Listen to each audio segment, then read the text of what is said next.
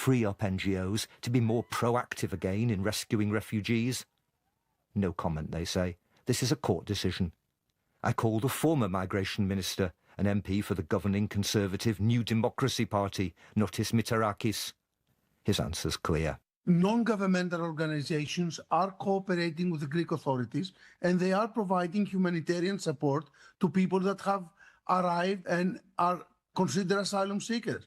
Other than that, the policing of the border, it's the responsibility of the sovereign authorities. It's not the responsibility of any person, NGO, or any other organization. But, they've said to me, several of them have said to me, rescuing people is not an issue of protecting borders. And rescuing people in the city is the responsibility of the ambulance. You don't run your own private ambulance trying to find clients at the street. Protecting people at sea, it's a job of the Coast Guard. Imagine having right-wing and left-wing groups at sea. Some are trying to push migrants back and some are trying to bring them in. This is not a country. This is chaos. In Greece, then, nothing changes. But at least the rescuers who've waited all these years can enjoy a short, wet, cold moment of victory.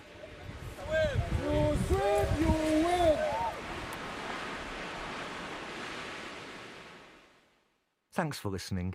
Assignment was produced and presented by me, Tim Hewell, with sound mixing by James Beard. The editor is Penny Murphy. That was Assignment from the BBC. I'm Saroja Coelho. Good morning, Manitoba, and hello, Winnipeg. I'm Marcy Marcusa with our team at Information Radio. How y'all doing this morning? It is Thursday, January 22nd, and we are now into the real cold, because before that was just playing with us. Our high today is minus 26. Winds are going to be northwest 30 to 50 in the city of Winnipeg for today. In Manitoba, it's really cold everywhere. Brandon, same thing. Winds northwest 30 to 50. Your temperature is going to fall to minus 31 this morning. And in Thompson, you'll be with winds as well, northwest 20 to 40. And with your wind chill, it'll feel like minus 50 at times. It is a high of minus 26. You don't say that every day. Wind chill feeling like minus 50. We do, of course, as you can imagine, have a cold warning that's been triggered for much of the province because of all of this, and a blowing snow warning for your lake areas. Well, let's get through it together. We've got a good show coming up. Let's say good morning to the team. Corey Funk is directing the show covering the commute. Abby Adeyemi is our senior tech covering your weather. Darren Marash is the producer of YouTube and making sure you can see the show live there. And Heather Wells is on top of our news. Let's get right to headlines with her. Good morning. Good morning, and it is icy out there. Shelters in Winnipeg are working together to try to keep people warm.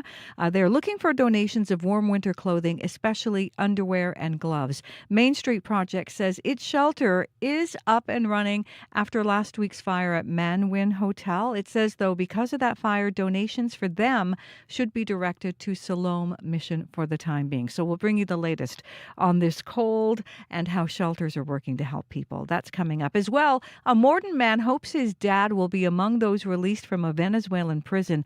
David Sawatsky's father's been behind bars in the South American country for more than a decade. We'll hear more on that story in our next local news coming up at 6:30. All right. Thank you, Heather. Thank you.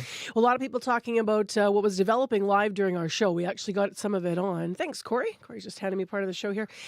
We had Donald Trump yesterday saying that he will not put boots on the ground in Greenland. But what does everything that he said mean yesterday? So we're going to get analysis of that in the first hour of the show. To local news later, Winnipeg bird lovers are chirping loud and proud today.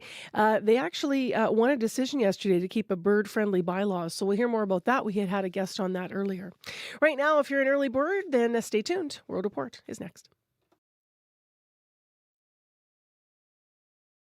On cue. I'm Talia Schlanger in for Tom Power. After the success of her memoir, former child star Jeanette McCurdy is back with a gripping first novel called Half His Age. She'll be here to talk about writing from anger, complicated relationships, and why she hopes readers find forgiveness for their younger selves. Underneath it, there was that feeling of, I know it's the right decision. Q, this morning at 10:30 in Newfoundland, and on CBC Listen, or wherever you get your podcasts. This is World Report. Good morning. I'm Marcia Young. U.S. President Donald Trump has unveiled what he calls a board of peace.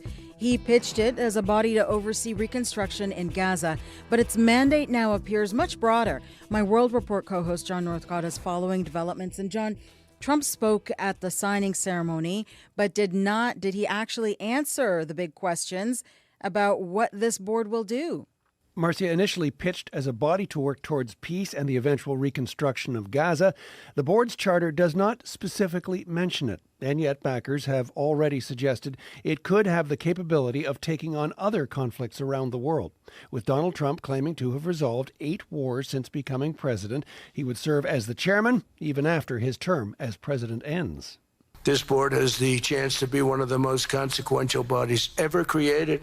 And it's my enormous honor to serve as its chairman. I was very honored when they asked me to do it. I take it very seriously. Several dozen countries signed on this morning, including those in the region: Israel, Jordan, Kuwait, Morocco, Pakistan, Qatar, Turkey, and the UAE. They're joined by a number of others from around the world: Indonesia, Argentina, and Vietnam. But it's who has not signed on that has observers questioning what real impact the BOP might ever have. Those invited but not yet committed include China, Russia, India, Japan, and Canada. And an increasing number, including France, Germany, Italy, Norway, and the UK, have declined the invitation. So what is next, John? The president's son-in-law, Jared Kushner, told the gathering that the war in Gaza is over now, and the aim is, over the next 30 days, to demilitarize the territory and to begin the process of rebuilding. To that end, he called upon investors around the world to come forward with commitments of money to assist in that effort. The concept of the Board of Peace had many observers initially suggesting that it might have been proposed as a way of creating an end run around the UN. But now concern seems to be focused on worry over the potential for corruption and concerns that participation in the board might be used as a way of funneling money and currying favor with Trump and his people. Thank you, John. Thanks, Marcia. My World Report co-host John Northcott in studio. There are still a lot of questions about the deal on Greenland that Trump says is in the works. The U.S. president did not share any new details this morning. Even the head of NATO is saying very little. Crystal Gomansing, take us through what we know so far. I think it's important to say that there's no agreement. Christian Friesbach, the chair of Denmark's Foreign Affairs Committee, says Denmark and Greenland weren't at the table yesterday in Davos, and so nothing has been decided. Well, there's no kind of acquisition of territory or handing over of territory in this, but there's an open door for increased American presence. That's been an option since 1951. It's believed U.S. President Donald Trump was told in a meeting with NATO Chief Mark Rutte yesterday that he could have long-term control over land on the Arctic island for military bases. Trump has said the deal would be forever. During a panel at the World Economic Forum, CNN's Fareed Zakaria asked Rutte if the crisis is over. Do you feel, after these last few days, that the crisis has been resolved over Greenland and that Greenland will remain a sovereign territory of Denmark? And does all of this give you a sense that the United States, under current administration, is truly committed to the support of Ukraine and to the independence and sovereignty of Ukraine? Yes. Mette Frederiksen, the Danish Prime Minister, said in a statement today she'll engage in constructive dialogue with the U.S., provided it's done with respect for territorial integrity. Crystal Gomansing, CBC News, London. U.S. President Donald Trump says peace efforts aimed at ending Russia's war in Ukraine are getting closer. Trump made the comments in Davos ahead of a planned meeting later today with Ukrainian President Volodymyr Zelensky. At the same time, Trump's special envoys are preparing to meet Russian President Vladimir Putin in Moscow. Prime Minister Mark Carney and his cabinet meet in Quebec City this afternoon. They will be working to set the government's agenda before MPs return to the House of Commons next week.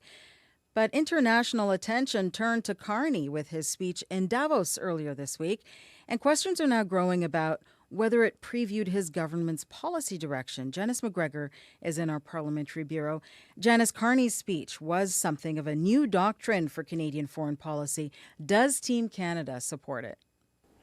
Well, Marcia, if trade strategy is changing, the premiers have to be on board. And in the wake of Donald Trump's latest threat yesterday, Ontario Premier Doug Ford was actually out repitching his idea to negotiate a bilateral Fortress Can-Am. Now that would sideline Mexico. Maybe he should look at the AmCan Fortress that we propose. We'd make two countries, the greatest two countries in the world, the strongest, the wealthiest two countries. In Carney's speech on Tuesday, the Prime Minister warned against bilateral talks with a powerful hegemon, and he condemned that kind of protectionism. A world of fortresses will be poorer, more fragile, and less sustainable. International Trade Minister Maninder Sidhu yesterday in Davos told reporters that Canada, as a middle power, needs to stand up for rules-based trade. And yet, Carney's speech said that ideal is partially false, and he called on the Davos audience to stop invoking rules-based international order as though it still functions as advertised. Now, when the boss says that, how does that rewrite the marching orders? So walk us through the opposition's criticism that all this talk has yet to turn into reality. Several Conservative MPs on social media have acknowledged that the words of Canada's Prime Minister were well received, even wise, but yet to be backed up with action. It's a familiar attack line from Pierre Poilievre that despite Liberal talk of elbows up, Canadians have yet to see tangible economic results. Thanks, Janice. You're welcome. The CBC's Janice McGregor in Ottawa. A CBC Marketplace investigation is shining a spotlight on something called property controls in the grocery sector. Big retailers use them to restrict competition. Experts say it contributes to rising grocery prices. Marketplace host Chris Glover reports that there are renewed calls to end the practice across Canada. It basically dictates what can and cannot be sold on all of this land in this plaza. Shoppers outside a grocery store in Picton, Ontario are being shown the store's lease agreement that restricts other food retailers in the plaza. Really? Uh-huh. Wow. I think we're playing against a stacked hand. Marketplace dug up grocery store property records across Canada to find what's known as property controls. Those are restrictions on a parcel of land, deals between a landlord and a retailer commonly included in lease agreements. At this Picton Foodland owned by Sobeys, the property control says no other businesses can sell fresh groceries in the plaza without Sobeys' approval. I wasn't aware that they could do that. Shopper Alicia Denton can't believe one grocery store can block competitors like this. It's just one more reason why things are more expensive. Property controls can be a very significant barrier. Anthony DeRoche is the Competition Bureau's Senior Deputy Commissioner. He's calling on grocers to stop using property controls and provinces to take action, like Manitoba did last year. It really does undermine the competitive process. When there are clear limitations. And this doesn't just impact grocers, this also impacts small businesses. Neither Sobeys nor Metro responded to questions. In a statement, Loblaw says it recently released 150 of its property controls in Canada and will stop the practice if other grocers agree to. Chris Glover, CBC News, Toronto. You can catch the full episode of Marketplace on CBC Television on Friday at 8 p.m., 8:30 in Newfoundland and Labrador, or stream Marketplace anytime on CBC Gem. And finally... Well, I'm running down the road trying to loosen my load. I got 7 women on my mind.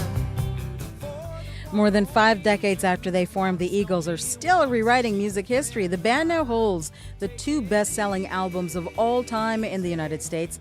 Their compilation, their greatest hits 1971 to 1975, remains number 1, while Hotel California sits close behind. Both albums have sold tens of millions of copies. That has driven decades of radio play, physical sales, and more recently, streaming. Make your stand. Take it easy.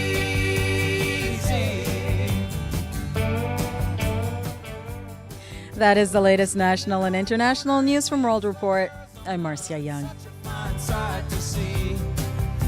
girl, my lord, in a flatbed Ford, slowing down to take a look at me. Come on, baby, don't say maybe.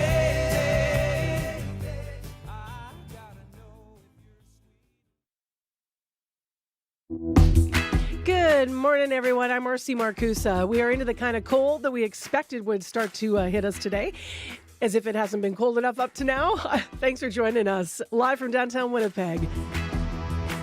This is CBC. You're on Information Radio, 89.3 FM, 990 AM on that app and on YouTube. Abby with the weather in just a moment. This hour on the show, it might feel like the Arctic here, but when it comes to the true Arctic, there's a lot of talk about Canada's plan for security.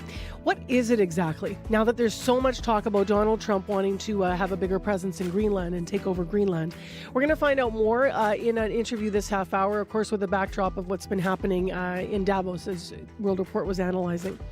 In addition, this hour on the show, we are going to hear more about what is happening with Canada Reads. One book to build a bridge. That's the theme of this year's CBC Canada Reads. We're going to meet the author of one of those books that's on the shortlist, A Minor Chorus. The full shortlist coming out later today. This book, by the way, we're going to talk to the author, but later we're going to talk to the Winnipeg-based panelist that's defending it. So we have a two-part take on that story.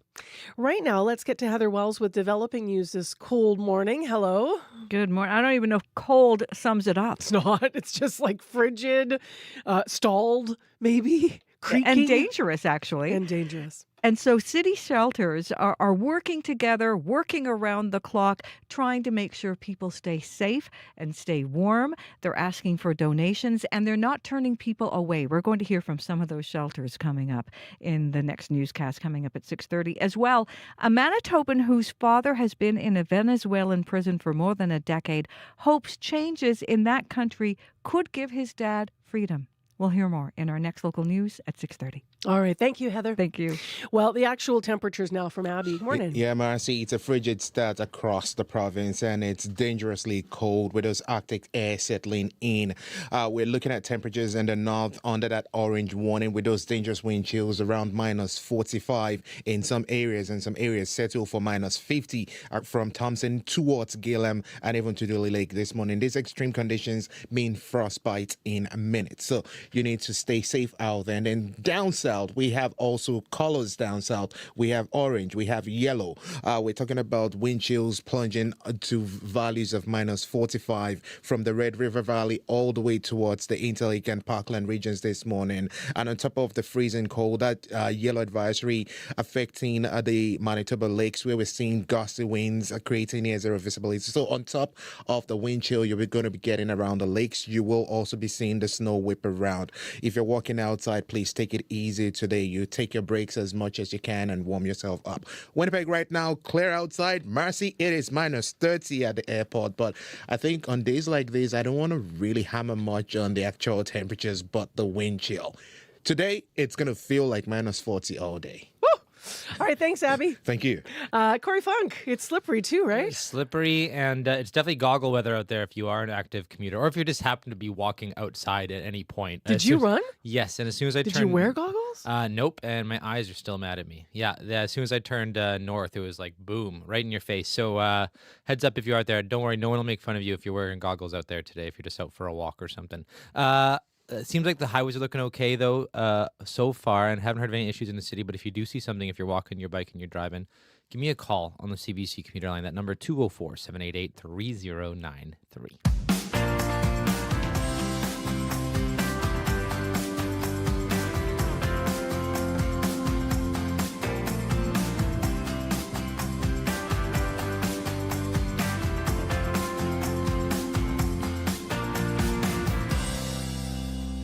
Well, you might recall our Premier Wab Canoe saying that given the talk of Greenland and U.S. President Donald Trump talking about taking over Greenland still, though not by force, is what he said yesterday. Our Premier here said that all of a sudden Churchill is really going to come into focus in a different way, the Port of Churchill. So let's just put that out there for context for our first conversation this morning, because all of what has been talked about is raising questions about the Arctic and our sovereignty and security. So Prime Minister Mark Carney said at the World Economic Forum in Davos that Canada is working with NATO allies to better protect the Arctic. But how doable is that, given how vast it is and the challenging physical geography? And what is the piece of Churchill? How do we fit into this? We're going to talk to Wesley Wark to start the show, senior fellow at CG and a fellow with the Balsillie School of International Affairs. Good morning. Good morning, Marcy. So, which countries does the Canadian government perceive as the key threats in the Arctic to us, and what are we currently doing? What are they currently doing, rather, that is causing that threat? Well, we used to talk about, and I very much underline we used to talk about Russian and Chinese threats to the Arctic. And I think even when we talked about those threats, state actor threats, they were sort of perceptual threats, long-range threats, maybes on the horizon in terms of Russia, concerns about what next after Ukraine. In terms of China, its desire to be a so-called near Arctic power, and its interest in seeing Arctic development as a kind of as open economic opportunities for China. But I don't think either country, I don't think anyone ever thought either country posed an imminent threat to Canada's Arctic. The real threat that we've long understood to Arctic security actually comes from not from a state, but from the state of the world. It really comes from climate change impacts and the ways in which that is kind of undermining and destabilizing the ability of people who live in the North and the Arctic to maintain their ways of life. And we've devoted some attention, over the years to trying to kind of help mitigate our climate change security impacts in the Arctic. But I think things have fundamentally changed since the last defense strategy, which is back in May 2024. And what has changed, of course, is the nature of the second Trump presidency and its kind of undermining of Canada's kind of long-held security relationship, military relationship with Canada. So we're now, although we're not yet talking about it officially, we're now, I think, worried about actually U.S. threats to Canada's Arctic. And that's going to be, I think, a principal concern going forward. The thinking before would have been if the U.S. bolsters any of the security to the Arctic, that would then just also enhance security for us by extension in many ways. And that feels no longer dependable. That's what you're saying. Yeah, absolutely. And not just no longer dependable, but the real possibility that Canada could face something like a set of threats the United States directed at Greenland and our Arctic neighbor, an autonomous territory, the Kingdom of Denmark, a NATO partner. And those threats were really around the assertion that Greenland was undefended, could not be defended by anybody except the United States, that NATO wasn't doing the job, couldn't do the job, was a useless alliance. The United States had to step in for various kinds of reasons that the Trump administration has proposed over the last couple of weeks. Important to fend off so-called Chinese and Russian ships swarming all over the place. They weren't, of course, get access to critical minerals locked away under the ice.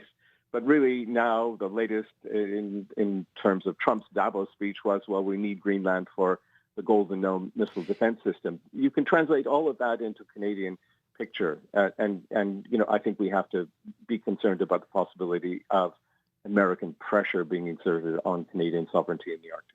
So I know we have 2 minutes left just per your time this morning. I do want to ask you to localize for us, give us some understanding around Churchill. Our premier has touted Churchill as Canada's, quote, only hope should Trump move to acquire Greenland.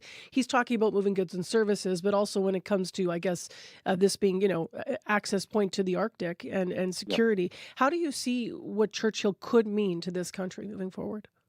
Churchill's a fascinating idea. The problem, of course, is that Churchill itself, even though on of course, Hudson Bay is a long way from our Arctic passageways and Arctic communities. It's not a nice free port. As you know, to be able to open it up to kind of year-round commerce, you need permanent ice-breaking capacity operating out of Churchill. But it certainly has, it certainly is a fascinating project, but it's a project. And it would take major investments to really turn into a gateway for Canada to the Arctic in terms of both defense of our sovereignty and as a kind of economic gateway. Lots of potential there, and will remain to be seen whether various levels of government are prepared to invest in it. But Churchill has a history, as you know. Churchill has some very important infrastructure, road and rail connections that could be expanded, major airport capacity, long landing strip that could handle all kinds of aircraft. So it's got lots going for it, but there'd be a lot of things that would have to change to really open it up as a Canadian gateway to the Arctic. Thank you very much for being with us today. My pleasure. Thanks so much, Marcy. Wesley Wark is an expert in international affairs at the top of the clock, 7 o'clock. Right now it's 6:19 a.m. We are going to hear our next World Report. More analysis coming out of what the leaders are saying in Davos. Newfoundland was vexed by Verbo. Moose Jaw turned the tables on Skip the Dishes. To sign a petition to make John Hamm a new Canadian citizen. And a tech company clocked Coldplay Gate. I'm Gwyneth Paltrow. I've been hired on a very temporary basis. Clapback advertising on Under the Influence with Terry O'Reilly. Thursday morning at 11:30, 3:30 p.m. in Newfoundland. And on demand on CBC Listen. Blowing snow warning across the lakes, cold warning across southern Manitoba at orange level, so that's southern middle level. And then we also have a cold warning across most of the north. Our first school closures are coming in due to the conditions out there with the weather. The Red River Valley School Division will be closed today. Also, Fort LaBosse School Division also will be entirely closed today. So those two divisions are closed. You might want to snuggle in with a book. And I'll tell you what, today's the day to do it, because at 9 o'clock this morning, Central Time, our time, we are going to hear the full list of books for Canada Reads. This is the short list. The Canada Reads long list is down to just 5 books. So that means, if you're new to this, that on CBC, the debate's soon going to begin to find the book that fits the theme. So the theme this year is one book to build bridges. We're getting a sneak peek, though, at one of the books on that short list today, because it is a book that's being defended by a Winnipegger. So one of these books is A Minor Chorus by Billy Ray Belcourt, who's from the Driftpile Cree Nation in Alberta. In 2018, he won the Griffin Poetry Prize. A Minor Chorus is his debut novel. It was published in 2022. It will be, as mentioned, championed by Winnipegger Elamaya Tailfeathers. I spoke with author Billy Ray Belcourt. Hello. Your first novel made it to the shortlist. What are you feeling about that? Yeah, I feel really lucky and just pleased that the effort that I poured into it led to this moment, because when I was first working on it, trying to figure out how to write a novel, it wasn't always a pleasurable experience. Why not? Just because you've been so used to a different form? Yeah, I mean, it's a cliche, but writing a novels do keep you up at night, having to think about all the intricacies, holding the whole story in your brain at all times. A poem you can write, put away, and not think about again. In her defense of it, we heard from Elamaya, she talked about this touching her deeply. She said the first time she read it, she was on a plane and she was in tears. She also had moments of laughing out loud, but it was, for her, it's one book to build bridges as a reader of yours, because she just felt like it spoke to all these divisions that could be out there, but just to the overall humanity that we all have. What does it mean what does that mean to you to hear that kind of that something you wrote has that kind of, power? It's really moving. It's hard to know exactly how your work will resonate out in the world. I think that my work broadly, but especially so in A Minor Chorus, is interested in the ways that we live with the afterlife of history, of the 20th century in particular, where so many terrible things happened in the worlds of Indigenous people. But I am ultimately doing that with an interest in imagining how we could build better futures. And I think, as you're pointing out, that's a task that is the responsibility of all of us. It was interesting because Elamaya was also saying she felt seen as an Indigenous Canadian, and particularly that she felt like in this moment, when she thinks about the prairies, where I am, where she's based now, that this is a really important book. How do you describe what it's about? Well, it begins at a university in Edmonton. The character, who is a doctoral student, puts a pause on his dissertation and decides to return to Northern Alberta, his hometown, and also the reserve, to begin to conduct interviews toward a possible novel that he has all these utopian beliefs in. But it ultimately is, more concerned with the daily lives of both Indigenous and non-Indigenous people in this Northern Alberta community who are experiencing and being shaped by history and are discussing with this protagonist narrator what it means to know that and to want to live a life that's freer. What inspired you to write this, and how much of you is in this book? So I was in a similar place as my narrator protagonist. I was doing my PhD at the University of Alberta. I was in a period of transition. I had finished, I think, the first draft of my dissertation, and was somewhat, out of sync, perhaps, with any kind of daily rhythm. And then I started working on this novel that gave me a shape for my life. But ultimately, the characters are all invented, but I'm of course drawing on like all of the emotional knowledge that I had accrued by that point about what it meant to be from a rural place, to be queer, to be Indigenous, to care about various causes like, feminist causes, to care about police brutality, to care about, motherhood, etc. So I was drawing on all that knowledge that I had accrued. And the places that are depicted are based on actual places, but as I said, I think I ultimately wanted to create a somewhat different world with characteristics of our current reality. What's it going to be like for you to watch the debates? And will you do that like by yourself? Or are you going to be surrounded by supporters, family, friends, loved ones? I actually have not put too much thought toward it. It feels like it's such a strange, wonderful thing to be a part of, and I haven't fully wrapped my head around it.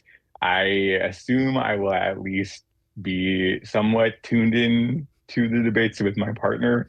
My publishing team in Toronto said that they can also send me dispatches if I ever have to if I'm ever too nervous to watch. Well, grab whatever your snack of choice is and enjoy. Thank you so much for your work and for your time today, and good luck. Yeah, thank you so much. Thanks for having me. Pretty cool. We're going to find out who the other 4 authors are that are on the shortlist for CBC's Canada Reads coming up later this morning. I've been in conversation there with Billy Ray Belcourt, who I spoke with earlier in the week, author of A Minor Chorus. It is on the shortlist. It's being championed by Winnipeg-based actor and filmmaker Elamaya Tailfeathers, and you can hear my conversation with her, which I alluded to a little bit in my talk with Billy Ray, but that's coming up for you at 7:10 this morning. This year's edition of Canada Reads, as I mentioned, will actually air in April, the 13th to the 16th on CBC Television, Radio, Listen, Gem, and Books. It's also going to be on CBC YouTube and available as a podcast as they duke it out to see who wins. The full list, though, of this year's Canada Reads books and champions will come out at 9 this morning. So it's a good day for that because it's freezing and maybe you're going to be looking for a good book to settle in with. Belcourt told me, by the way, that while this is his debut novel, he already has another one in the works. I'm Marcy Marcusa. You're listening to CBC 89.3 FM, 990 AM on that app and YouTube. It is very cold today, minus 28. Feels like minus 46 with the wind chill, and the winds will be gusting. Fort LaBosse School Division and Red River Valley School Division are both closed. That was just announced this half hour, and that is due to the extreme cold and weather. There is a cold warning for across southern Manitoba and most of the north. If you want to reach Corey with any issues on your commute today, 788-3093. In the city, it's probably going to be exhaust fog and a little bit of slick conditions as you're driving, very similar to yesterday. But if the winds do pick up and that causes problems with visibility, please let us know. Still ahead, we have business news with Crystalie Ramlakan. But right now, it's time for your CBC Winnipeg News. This is CBC News. Good morning. I'm Heather Wells in Winnipeg. Are you ready for some extreme cold? This morning, our temperature is going to be around minus 30. Our actual high is minus 26. Right now, we're at minus 28. Mix of sun and clouds, a strong northwest wind giving us a wind chill that will mean frostbite in minutes. Well, Winnipeg shelters are working around the clock to keep people warm this morning and through the coming week. The forecast calls, as I mentioned, for bitterly cold temperatures. CBC's Matt Humphrey now on how organizations are preparing. Folks needing any warm clothing can access that right as soon as they come in the door. The Winnipeg Centre of Hope is getting ready for extreme cold. Salvation Army's Kristen Morand says the centre has room for dozens of people, but if there are more folks that are looking for a place to stay during this extreme weather, we can absolutely make space for them. Not far away, Silo Mission maintains around 400 beds for people to escape the cold. For us in the cold, it's inconvenient, it can be depressing, it's middle of January, but it's a life and death situation for someone experiencing homelessness. Siloam's Margot Ross says in all her time there, she's never seen this level of demand for beds. And Cindy Titus at Main Street Project says they have space to offer as well, but a recent fire next door damaged its inventory of donated clothing. Winnipeg steps up for us, and we've had lots of support from the community come through because of the fire. She says all three organizations are trying to coordinate efforts to keep everybody warm. Matt Humphrey, CBC News, Winnipeg.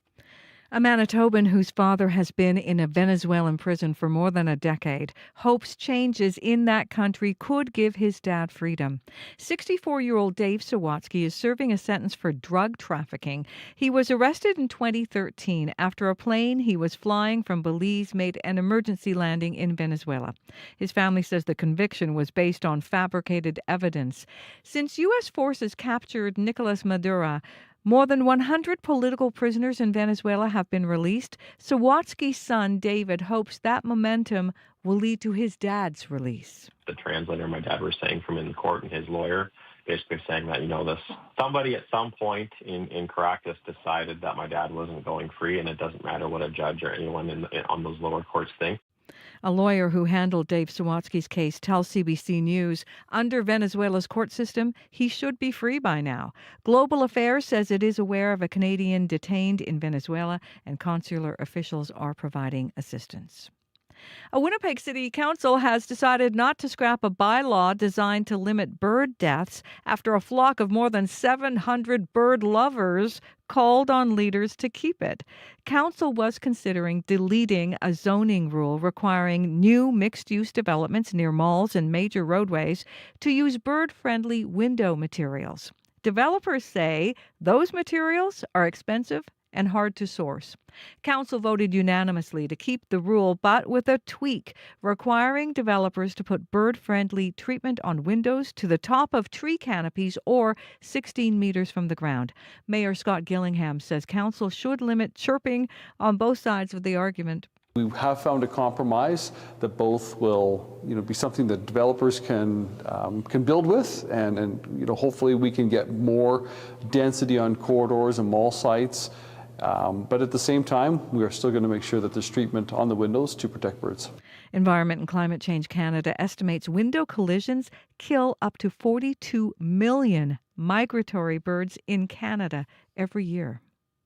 At the World Economic Forum in Davos, Switzerland, U.S. President Donald Trump has introduced the founding members of his Board of Peace. Every one of them is a friend of mine. A couple I like. Couple I don't like. No, I like, actually, this group, I like every single one of them. Can you believe it? Usually I have about 2 or 3 that I can't stand. Usually I have 2 or 3 that I don't like. I don't find them up here. I like every one of these people. No, they're great people. They're great leaders. In total, there's more than 20 founding member countries, most being from the Middle East and South America, but it's short on European involvement and does not include Canada.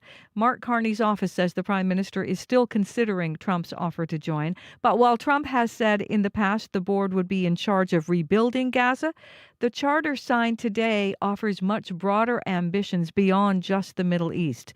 Incidentally, France, Norway, and Sweden are among countries that have publicly stated they will not take part. You can hear more on this story coming up on World Report at 7.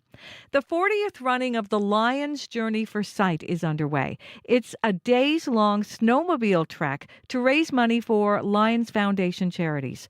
Sledders accept donations along a route stretching hundreds of kilometers from Flin Flon through Brandon and into southwest Manitoba. Proceeds go towards health and eye care causes, including corneal transplants. Rider Josh McQuarrie likes the funds raised goes to help people who are close to home.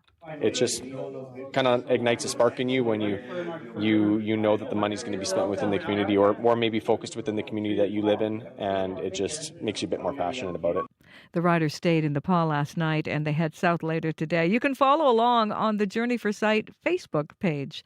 And you can find more Manitoba news throughout the day at cbc.ca/Manitoba. All right. Thanks, Heather. Thank you. Well, Heather started the newscast talking about the extreme cold out there. And so I have a list of closures today with schools and some buses canceled. These divisions are completely closed, Red River Valley and Fort LaBosse. In the DSFM, we have extreme cold and bus reliability concerns for Erol, Lemoine, Saint-Lazare, Jour de Plaine, and La Voie du Nord. So that is in Saint-Laurent, Saint-Lazare, Laurier, and Thompson. So that's bus reliability concerns. So you're going to maybe be waiting for a bus, or maybe buses won't start. So let's be aware. Buses are canceled, though, in Le Brocquerie and Saint-Pierre, so École Saint-Joachim and École Réau-Burrard, and École Saint-Agathe and École Pointe-de-Chêne and Sainte-Anne, École Saint-Jean-Baptiste, École Lagemaudie, École Gabriel-Roy, École Notre-Dame-de-Lourdes, and École Gilbert-Rousset. So all of those with buses canceled. That's the list right now. Abby's here with a regional forecast. Yeah, Marcy, most of the regions locked in a deep freeze this morning.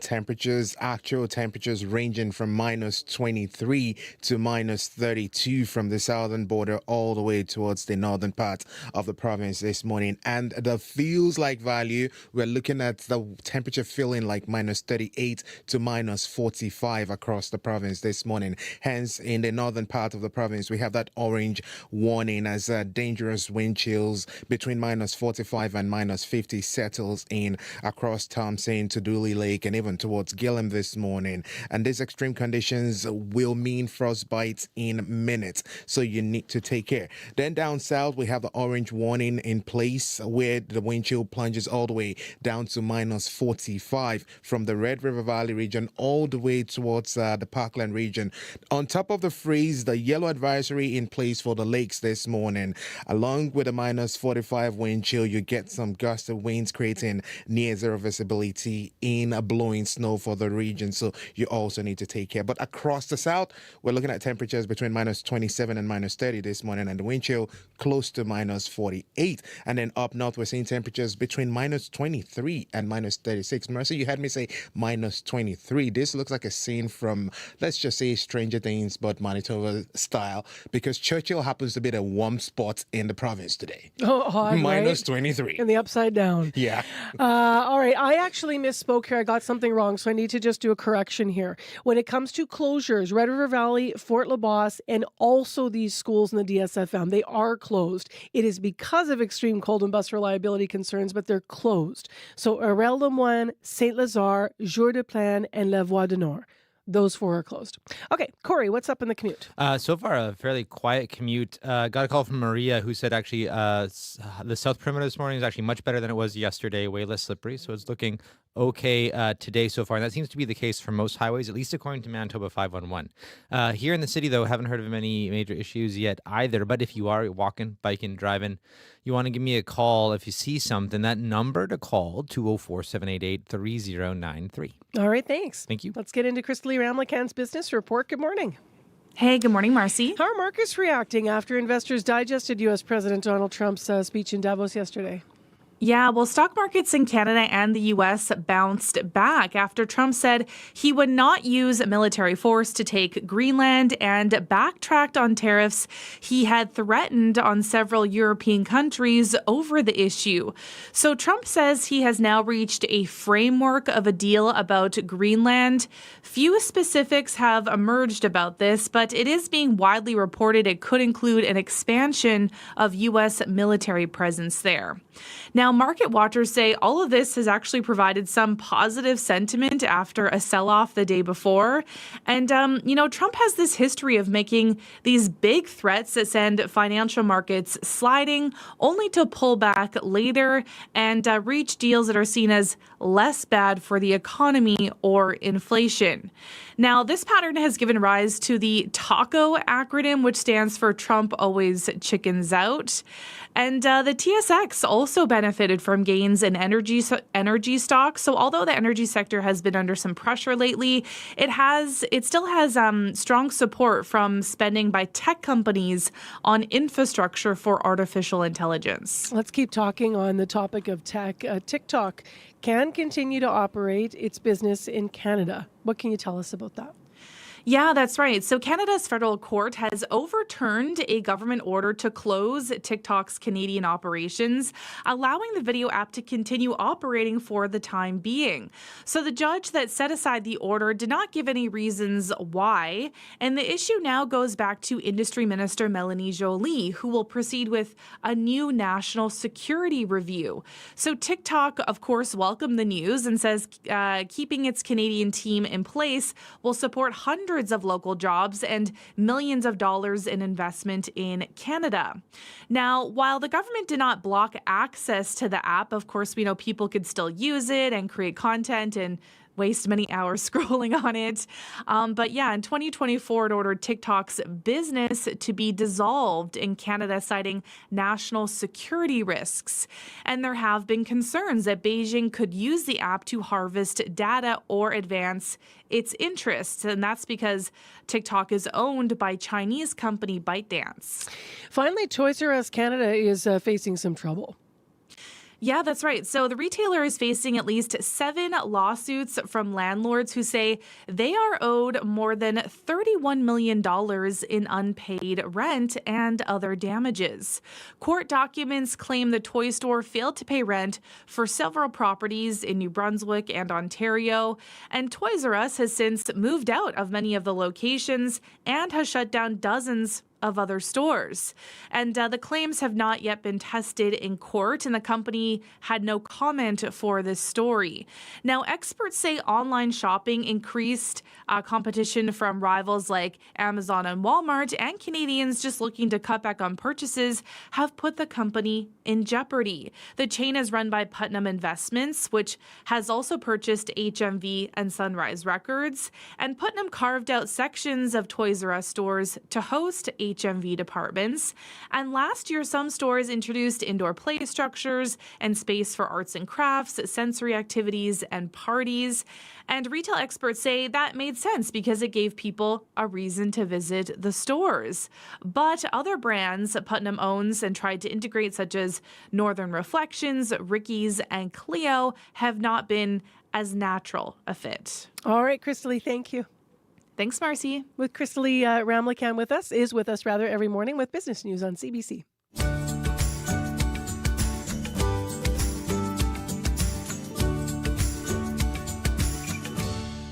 Well, what's the bright side of it feeling like minus 46? I don't know. Maybe you test your car's capability in this cold weather if you should have one. Maybe you're going to pull out your warmest winter clothes. There sure are a lot of downsides, though. And as you've been hearing in the news, it can be dangerously cold. So let's talk about the space that is out there for folks. We are entering these temperatures, not just for today, but for the coming days with the cold warnings and feeling near minus 50 with the wind chill. Siloam Mission, we're about to go through the different shelters here. Siloam Mission to start. They say they're ready for the cold. This comes after the nonprofit welcomed more people to the building after the Manwin Hotel fire last week. CBC's Matt Humphrey, as we've been hearing in the news, spoke to Margot Ross. Here's a bit more of their conversation. Ross is a senior development manager over at Siloam. We started months ago getting prepared for this. So we have staffing in place, as well as the blankets and the food and all of the items we need to house people, to keep them out of the extreme weather. It's always full. We're always full to capacity. We're somewhat over capacity, but we work very closely with our partners in emergency services, to ensure that our overcapacity isn't too great. But with Main Street Project being closed for a few days as well last week, we saw a depletion of our donations, and space became a premium. But we just will keep on going, and we couldn't do it without the generosity of Manitobans who have helped us out in a big way, either financially, bringing by blankets or winter boots, new gloves. Gloves are more important than mitts, because with gloves you can use your fingers, when you're outside. Warm socks, all of those things have made a huge difference, as well as the tremendous amount of food donations that are coming in. Because the first thing we want to offer someone is a cup of coffee, a bowl of soup, a nutritious sandwich, to keep them going. If you had to estimate, how many people would use Siloam services in a week, you think? Oh my goodness. Well, we know that it's about 1,500 folks a day coming for meals. Our shelter is always full, and so that's just under 200. The capacity of the shelter? Yeah. It's, I believe it's 153, and 80% are for men, always full. Doesn't matter the time of year. Then we have a capacity in the pop-up shelter of about 160, always exceeded. Our clothing and hygiene appointments are always filled. We have appointments throughout the week, 7 days a week. We are always oversubscribed, and the need is only growing bigger. That's what we're seeing. But in winter in Winnipeg, it's particularly a precarious time if you are experiencing homelessness. Matt Humphrey getting a snapshot of our community in the cold with Margot Ross, a senior development manager over at Siloam Mission. He also then spoke with Kristen Moran, who's a communication manager at Salvation Army, which is right beside the Manwin Hotel. Here's part of that. So we are in the cafeteria here at the Center of Hope, where we serve 450 meals every day. This is also one of the spaces that can be transformed into an emergency overnight shelter. So we have mats that we can put out, we can pull a closure across here and facilitate more folks if our emergency spaces like the dorms and the warming day room are overflowing. Yeah, and how many people do you think could fit in this space? About 15 mats fit in this space, and we have other rooms where we can make additional spaces if necessary. Cold weather is always a concern, and so we do what we can in order to be prepared when weather of this nature comes our way, which in Winnipeg is inevitable. And so we are ensuring that folks, if they need a place to come and get warm, if they need a meal, if they need warm clothing, that we are able to provide that. And we couldn't do that without the help of our supporters, so we're so grateful for folks that have been supporting us. The emergency shelters haven't been full yet this season. We have been helping out the other shelters in the space whenever there's overflow. Everyone works really well together in this sector. So if there is someone with a need and another shelter is full, we can communicate between those shelters and find someone a place to stay. And you were telling me a bit about the Manwin Hotel fire and how that affected not just your operation, but others, and how did everybody communicate and work with that? So all the heads of the shelters, as well as other stakeholders, got together and just started conversations as to how to best serve these folks that had been displaced due to the fire. And folks were sharing staff, they were sharing resources, and putting out calls all together so that those folks who were displaced were able to find a place to land. Kristen Morand, a communication manager over at Salvation Army. Now, at Main Street Project, this is our final stop, or I should say Matt's final stop. The organization is was one that rallied to replace donations by the Manwin Hotel fire. So they've been trying to do that. The nonprofit's right next door to the remains and the rubble of what was the 144-year-old hotel. Cindy Titus is interim director over at of development over at Main Street Project. She also spoke with Matt. Here's what she said about the impact directly of the Manwin fire. So, with the fire situation, thankfully, our shelter was only closed for a couple of days. So, our shelter is back up and running as usual, providing the same services we always do. So, we're open for daytime, for drop in services, and then overnight for sleep services. What tends to happen with our spaces like our shelter when it's really cold like this is we tend to fill up more quickly and we have more people coming in to access respite from the cold and to be warm. So, when the weather's a bit warmer, we don't always fill up as quickly, especially for overnight sleeping services. But when it's really, really cold like this, our shelter is, it's first come, first serve. So it fills up really quickly. The main area that's really been impacted on an ongoing basis for us by the fire is our donation center. So the building that burned down was, we have buildings on either side of it. So our shelter is on one side and the other side is our clothing donation hub. And unfortunately, due to water and smoke damage, most of the items in that space are no longer usable. And we actually aren't working out of that space right now. So it's totally closed until we're able to get in there and do the necessary repairs. So we've lost access to an important space for our organization and the community. And then we've also lost some significant number of clothing donation items. Thankfully, the community in a crisis, Winnipeg steps up for us, and we've had lots of support from the community come through because of the fire. So our clothing donation center is currently operating out of Siloam Mission. So we still can accept clothing donations. They just need to be brought to Siloam. And then Linking Hope is another great community organization that's accepting and distributing clothing donations in support of us and other organizations as well. That was Cindy Titus, Interim Director of Development with Main Street Project, in conversation with CBC. Thanks to Matt Humphrey for his reporting on the story. And of course, all of this, the timing couldn't be worse, not just because, there's so many people who are without shelter in Winnipeg, but also with the loss of the Manwin just adding to that, this really, really cold weather. I suspect today's going to be an extremely busy day at all of our shelters across Winnipeg. Reach out if you can and you have something to give. It's 9 minutes to 7 o'clock. And let's return to the top international story. Everyone now leaning into what President Trump is saying and tweeting. He's in Davos still today. Now, yesterday, after first saying he would not take Greenland by force, then U.S. President Donald Trump wrote a post on Truth Social. He won't put tariffs with eight NATO countries that opposed his takeover of the territory.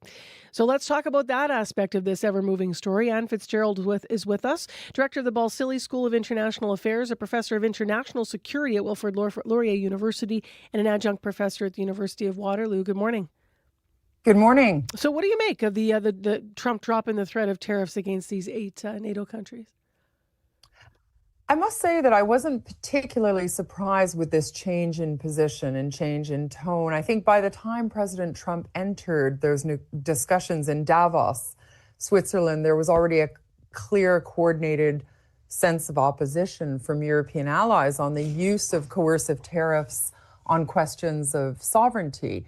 And that opposition matters in alliance politics. Leaders can usually sense where the collective pulse is, and backing down at that point avoided turning a political dispute into a deeper institutional rupture. And let's not forget that the next escalatory step on the U.S. side would have involved threats of military force. And there's little evidence still that such a move would have enjoyed broad Republican support in Congress, in the House, or quite frankly, the backing of senior military leaders who have spent decades working alongside of these allies. So in that context, de-escalation was more the rational course, even though Donald Trump framed it rhetorically as a deal. How much do the markets dropping have to do with this? Do you think some analysts are saying that that was also a motivation for him? I mean, the economic activity that is the pulse, or that is the barometer in the United States amongst his own voters is also playing a role here. But I think that hard line that European leaders took, and that emphasis, some of which was led by the speech given by Mark Carney on middle power strength, also influenced it. Let's talk about what he also wrote about this, quote, framework of a future deal with respect to Greenland. That's his language. And plans for the Golden Dome, so-called Golden Dome. What are you parsing from this social statement? Well, I think that ongoing reference to the Golden Dome is used to remind everybody that of the U.S. military might. I think that the key point about this conversation is that the details remain unclear, and even NATO's Secretary General Mark Rutte publicly indicated that Greenland's political status did not come up in the conversation. So what is consistent across the reporting is that this so-called framework appears to be focused on Arctic security cooperation and an expanded U.S. operational posture in the North, rather than any formal change in sovereignty. There's also been reports that what could be put on the table is the potential for negotiations around U.S. bases in Denmark becoming declared sovereign territory. And there is precedent for this. The 2 military bases in Cyprus have since 1960, by way of a treaty agreement, been labeled as British overseas territory, and they account for about 3% of the island's landmass. What do you see as the next steps for the heads of the NATO countries then? Well, I think European leaders are trying to achieve 2 things at once. They are trying to avoid escalation, because let's not forget that they have deep security concerns based on Russian aggression on Europe's eastern border, while also restoring credibility, that allies cannot be coerced on questions of sovereignty. And European institutions have been actively weighing their responses, including trade countermeasures. The European Parliament has already used the leverage it controls by pausing work on a trade agreement in protest of the Greenland-linked pressure campaign. So the strategic subtext here, I think, is that Europe is looking for a collective line. Unity is the currency here. If Europe splinters, then that means coercion wins. And if Europe holds together, coercion becomes expensive and less effective. Thanks for your analysis, Anne. Appreciate it. Pleasure. Thanks for having me. That's Anne Fitzgerald, Director of the Balsillie School of International Affairs, Professor of International Security at Wilfrid Laurier University, and Adjunct Professor at the University of Waterloo. World Report's coming up in 3 minutes here. Let's look at what's happening in the next hour of our show. The 2025 National Institute on Aging in Canada data shows that Canadians are feeling less optimistic with aging and retirement. We're going to talk to their director about what might be driving the numbers and what they found. In addition, in the next hour of Information Radio, we're going to meet the Winnipegger who's a panelist for this year's Canada Reads. The shortlist coming out at 9 o'clock this morning, but we know that a minor chorus has made it. Talk to the author this hour. We will meet the panelist from Winnipeg, as we mentioned, Winnipeg-based, that is going to defend that. So stay tuned. That's coming up. And then have you been thinking about washing your car? When we're in these deep freezes, a lot of people do turn their attention to, okay, the car will stay clean for a while if I go for it. But there are tips and tricks to a winter car wash. Kind of a practical item coming up to help you out. Maybe you've been doing it the wrong way all these years in Manitoba. Stay tuned. That's in the next hour of Information Radio. You're listening to CBC 89.3 FM, 990 AM on your app and YouTube. I was mentioning how cold it is. After headlines, I'm going to announce what schools are closed and what divisions are closed. First, though, let's go to Heather Wells. Good morning. Yes, that dangerous, extreme cold gripping Winnipeg and much of the province. In Winnipeg, shelters are working together to keep people warm. Salome Mission says it's at capacity every night, but is not turning anyone away. Shelters also looking for donations of warm clothing, so we'll hear more. It is a bird city. Winnipeg City Council has decided not to scrap a bylaw designed to limit bird deaths after a flock of more than 700 bird lovers showed up at City Council to urge leaders to keep it. We'll hear more in our next local news coming up at 7:30. All right. Thank you, Heather. Thank you. Well, we do have cold warnings for the southern Manitoba, all of southern Manitoba, most of northern Manitoba. Around the lakes, it's blowing snow. It's minus 28. It's going to feel like minus 47 in Winnipeg today, with our actual high being minus 26. Winds, northwest 30 to 50.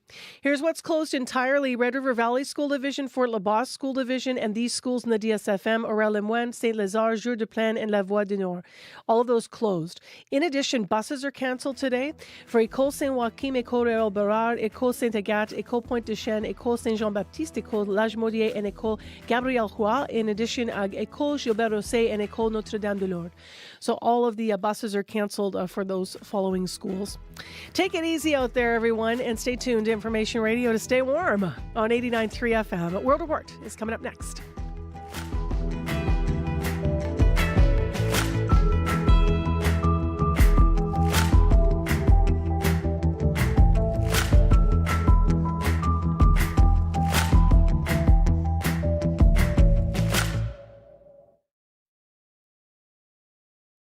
On the current. Canada has what the world wants.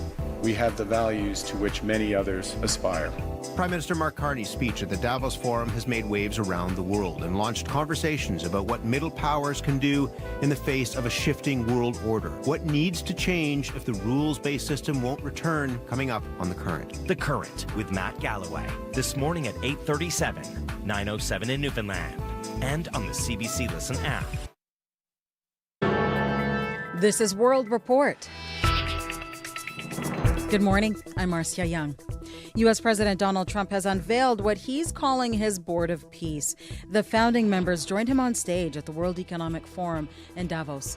This board has the chance to be one of the most consequential bodies ever created, and it's my enormous honor to serve as its chairman. I was very honored when they asked me to do it. We had an idea to do it, and then they came. They said, "You be the chairman." And but I take it very seriously. We have a great group of people. The board was initially expected to focus on Gaza. It appears to be taking on a broader international role. The CBC's Sasha Petrusik is in Jerusalem. And Sasha, what do we know? Well, Donald Trump presented this board with very vast ambitions, starting solving the Gaza problem, turning it into, as he calls it, a beautiful place, and then turning to getting peace in the Middle East, as he puts it, and then in the whole world. So very vast ambitions. This group, which is really under his own control, he has veto power, he is the chair for life, that it will work with the UN to try to solve some of these problems in the world. And that addresses or tries to address some of the problems from countries who have said that this board is trying to push aside the UN entirely. But the ones on the stage today really represented a very narrow slice of the world, if you like. Some have said that this is leaders who want to curry favor with Donald Trump. And the ones on the stage today were from Mongolia, from Indonesia, from Argentina. 8 Muslim countries said they were going to join yesterday, along with Israel. So that is a group, but there was no China, no India, no Russia. Most major European countries have so far said that they're going to wait, not join yet. The UK announced today that it doesn't like the fact that Vladimir Putin, the president of Russia, has been invited, so they're going to stay away from now. And Canada's also having second thoughts after initially saying that they were interested, and now they're saying they want to see more details before they sign on entirely. Thank you, Sasha. My pleasure. The CBC Sasha Petrusik in Jerusalem. Efforts to reach a ceasefire in Ukraine continue today, but with little sign of a breakthrough. Trump is meeting with Ukrainian President Volodymyr Zelensky in Davos this morning. And a little later, senior U.S. officials will be traveling to Moscow for talks at the Kremlin. Let's bring in Briar Stewart from London. And Briar, what is the state of those negotiations? Well, it's hard to say because the U.S. continues to strike an optimistic tone, saying that a deal with Ukraine is reasonably close. But officials have been saying this for months. This morning, Russian President Vladimir Putin wouldn't comment on the recent U.S. statements about negotiations. He'll be meeting with Steve Witkoff and Jared Kushner tonight. But that meeting might be rather brief because they're not going to arrive until around 8 p.m. Moscow time. And Witkoff said that they're not staying over in Russia. They plan to fly to the United Arab Emirates later tonight, where there'll be more work done on the negotiations. And I think we've got it down to one issue, and we have discussed iterations of that issue, and that means it's solvable. And it's hard to imagine that there's only one issue that's still in dispute, given that Russia is demanding more Ukrainian territory, and Ukraine is still waiting for U.S. assurances on security guarantees. So while all that talking continues, Russian attacks are widespread and there are power outages in Ukraine. What is the latest on the ground there? Yeah, well, right now in Kyiv, more than 3,000 multi-story buildings remain without power, heat, and water because of Russian attacks on critical infrastructure. And Russia has been targeting Ukraine's energy grid every winter. But this year it's been even worse, in part because Ukraine has had a long stretch of very cold weather. Thank you, Briar. You're welcome. The CBC's Briar Stewart in London. NATO Secretary General Mark Rutte says allies will have to step up Arctic security. Rutte says that is a requirement of a proposed framework with the United States over Greenland. He spoke after U.S. President Donald Trump called the framework satisfactory and eased earlier tariff threats. For weeks, Trump has said the U.S. needs Greenland for national security. That stance is straining the NATO alliance. The CBC's Willie Lowry is in Washington. And Willie, what do we actually know about this deal? Not a whole lot. Details remain scarce, but we know that President Donald Trump says a framework has been reached between the U.S. and NATO for a future deal between the U.S. and Greenland. Trump says Greenland is essential for U.S. national security, and he says discussions will continue with regard to the over-the-horizon defense system known as the Golden Dome and Greenland. In an interview with CNBC, Trump also intimated that mineral rights could be involved. They're going to be involved in the Golden Dome, and they're going to be involved in mineral rights, and so are we. Trump says the deal, if reached, would be in perpetuity. Willie, this is not a done deal. So what are the potential pitfalls? Numerous. First, it's unclear what, if any, involvement Greenland or Denmark had in this framework. They will ultimately need to sign off on any deal. NATO Secretary General Mark Rutte says the issue of Greenlandic sovereignty did not come up in his meeting with Trump. Greenlanders and Danes have made clear the island is not for sale, and at least for now, Trump seems okay with that. Thanks, Willie. My pleasure. The CBC's Willie Lowry in Washington. As U.S. President Donald Trump spoke in Davos, Switzerland this week about Greenland, a group of Nordic ambassadors gathered much farther north in Yellowknife. Their focus, Arctic sovereignty and security. Aaron Collins was there.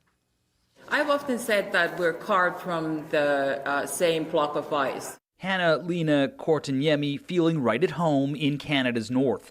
Finland's ambassador to Ottawa in Yellowknife with representatives from Denmark, Norway, Sweden, and Iceland. The group of diplomats part of a seminar touching on Arctic sovereignty and security. The backdrop, Donald Trump's on-again, off-again pursuit of Greenland. But front and center here, a uniquely Nordic model of societal security.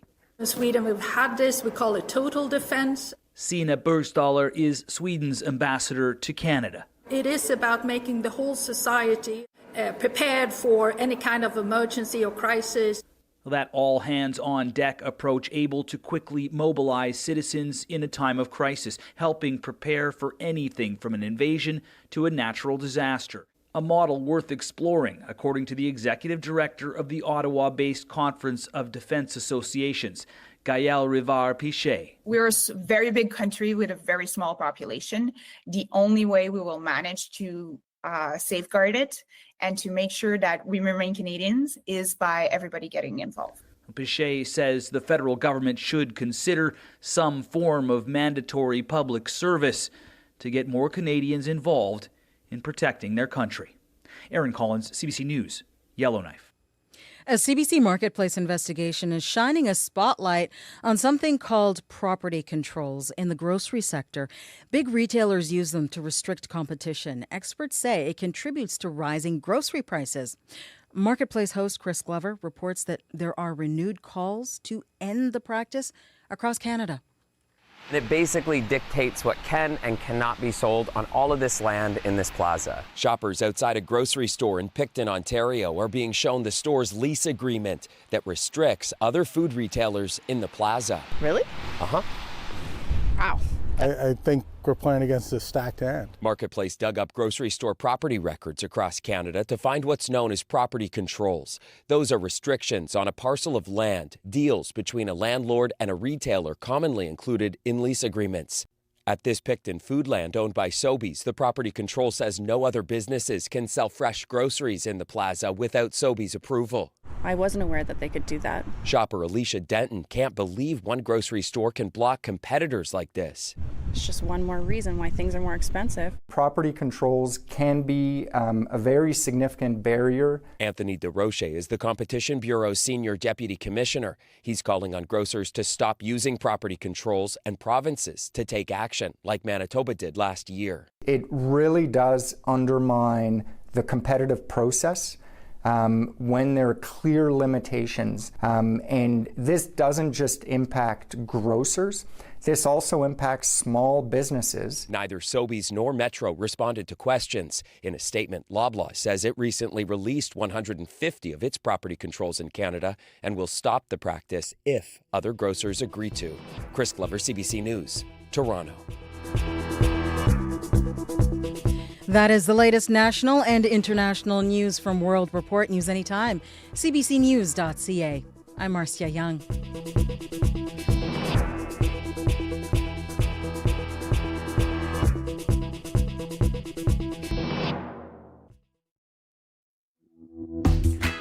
Well, good morning, everyone. Everything's going to be creaking this morning. We've got dangerous cold out there. It is a cold warning for all of southern Manitoba. Thanks for joining us. This is Information Radio from Winnipeg. I'm Marcy Marcusa. You're on 89.3 FM, 990 AM on the app and YouTube on CBC. It is right now minus 28, and Abby's going to update that in a moment. We'll also have school closures that I'll run down momentarily. This hour on the show, we are going to be talking about a new study that is out, new data. The 2025 National Institute on Aging in this country shows Canadians are feeling less optimistic about aging in retirement. We're going to talk to their director. We're going to look at the numbers and go through them and talk about what might be driving that point of view. Plus, you might feel safe in the cold to wash your car, but how do you do it in the winter? Have we all been washing our cars incorrectly? In Manitoba, we'll find out why when it comes to the mechanics. And first up, we're going to meet the Winnipegger who is a panelist for this year's Canada Reads and find out about the book she's defending, A Minor Chorus. The full list being announced later this morning. Right now, let's go to Heather Wells with more on the cold and other stories. Good morning. Good morning. Yes, Winnipeg shelters are working around the clock trying to keep people warm this morning and right through the coming week, as long as this extreme weather is with us. The forecast does call for bitterly cold temperatures of minus 30 later this morning. Shelters are asking for donations of warm winter clothing. We'll hear more about that. Also, a Manitoban whose father has been in a Venezuelan prison for more than a decade hopes changes in that country could give his dad freedom. We're going to hear about that story, what happened, why is he in jail, all of that coming up in our next news at 7:30. All right, thank you. Thank you. All right, here's the closures. Red River Valley School Division is closed because of the cold. Fort LaBosse School Division is closed. In the DSFM, the following schools are closed. Orel-le-Moine, Saint-Lazare, Jour de Plaine, and La Voie du Nord. Buses are canceled. Schools on, but buses are canceled. In École Saint-Joachim, École Réal-Berard, École Sainte-Agathe, École Pointe-de-Chêne, École Saint-Jean-Baptiste, École Lagimaudier, École Gabriel-Roy, École Notre-Dame-de-Lourdes, and École Gilbert-Rousset. Abby, let's go into the actual weather and some more details about it. Oh, Marissa, it's going to be more like a dangerous one across the province this morning. At the northern part of the province, we're looking at the orange warning as those brutal air masses will be settling in. Key areas around Thompson, Tuduli Lake, and towards Gillam this morning are facing those dangerous wind chills between minus 45 and minus 50. And these extreme conditions will last through the weekend, especially at night. Frostbite in minutes, so you need to take care. Down Down south, also we have orange warnings in place. This will be impacting the Red River, the Pembina Valley, the Interlake region, and even all the way down to the Parkland region. We're looking at morning wind chills already in the range of -40 to -45. Now, on top of the cold, we have blowing snow advisory for the lakes this morning. Near zero visibility in that part of the province, so you need to take it easy. Winnipeg right now, we're looking at -30 out of the airport, clear skies, morning temperature holds steady around that range. We are supposed to get to a high of -26, though those winds from the northwest will be making things really feel chilly this morning. We're talking about wind chill around -47, close to -50 in some parts of the city. So you need to cover up to avoid frostbite. And then tonight, it's still going to stay frigid. We're going to see lows around -30s. So take it easy. Winnipeg right now, 28, -28 at some areas, -30 most areas in the city, and it's clear outside. But at least you and Darren look super cute with those furry hats on. Yeah, true, yeah. And I also found something for the plug this morning. I found a grippy glove that can actually help me unplug my car. Oh, that's smart. It's for my motorcycle, actually. It's actually smart. I hate when you can't get a grip on the plug. It's the worst. And the wind is whipping you in the face. That's smart. Actually, I love it. Thank you. Abby and Darren, our producer for YouTube, you can see Abby. He's wearing the big fur hat with the flaps. I always think we look so cool in those hats. They have a place in this province. Let's get into what's going on the commuter line. Yes, got a couple calls about a collision at Academy in Stafford. It has eastbound Academy entirely closed, Ken says. As well, it's blocking, so it's going to be tough either way to turn. So you're being forced to turn left onto Stafford. But also if you're coming from Stafford trying to turn onto Academy, you can't turn left there either. There is an emergency vehicle on scene, but it is blocking eastbound Stafford entirely right now, so you may want to avoid that intersection altogether if you can. You can still turn right from Stafford onto Academy, though, says a caller that we had earlier. Other than that, though, if you do see something else going on out there, you can give me a call on the CBC commuter line. If you're walking, biking, driving, we'd love to get some updates from folks on this or anything else that you're seeing out there. That number, 204-788-3093. And we just got two other divisions that have said they're going to not have school today. So also Lakeshore School Division is closed today, and Interlake School Division is closed today.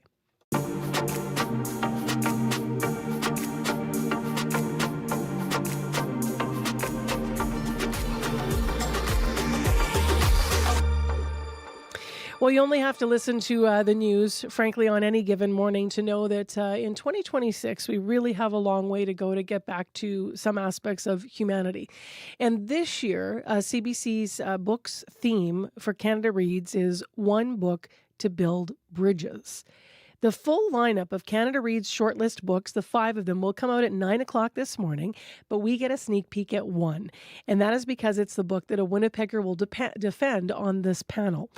Elamaya Tailfeathers lives here in our city now, but she is Kainai and Sami. She's an actor and filmmaker originally from Alberta. She's one of the 5 panelists for Canada Reads, as I mentioned, and the book she's defending is A Minor Chorus by Billy Ray Belcourt, who, by the way, we spoke to last hour. It was a taped interview, so you can hear that on the app. Here, though, is my conversation with Elamaya. Thanks for having me. I'm thrilled to be talking about this book. Tell me a little bit about why. What can you tell us about A Minor Chorus? Well, I've read the book at least 3 times now, and there's something so incredible about the spirit of this book. I think Billy Ray Belcourt is one of the greatest writers of our time. I think he's the literary kin of James Baldwin, and he has an uncanny ability to put the inner world on the page. He touches me on a human and spiritual level, and I feel like this book, in this moment in time, is one that speaks across the divide and reminds us that we need to have human conversations in real life with the people in our communities, rather than letting the algorithm decide how we think and feel. You said you've read it now 3 times. When you first picked it up, what prompted you to do that? Well, I've always been a fan of Billy Ray Belcourt's, from his first book of poetry, This Wound is a World, up until this novel, and his latest release of poetry. I just think he's a brilliant writer. He comes from northern Alberta, from the Driftpile Cree Nation, and I come from Kainai, which is part of the Blackfoot Confederacy in southern Alberta. So we come from very similar places, and this book takes place in northern Alberta and speaks across the political divide and speaks to me on a human level. How does it for you meet that quote that I said, the theme? Why is it a book to build bridges? I know you spoke a little bit about that and what those bridges are. You've kind of alluded to politically, but why is this the one that you feel will do this for Canadians to read? Oh, there's so many reasons why, and I struggle to articulate it in, a few short sentences. But the book takes place in northern Alberta. The narrator is an author setting out on a journey to write a novel.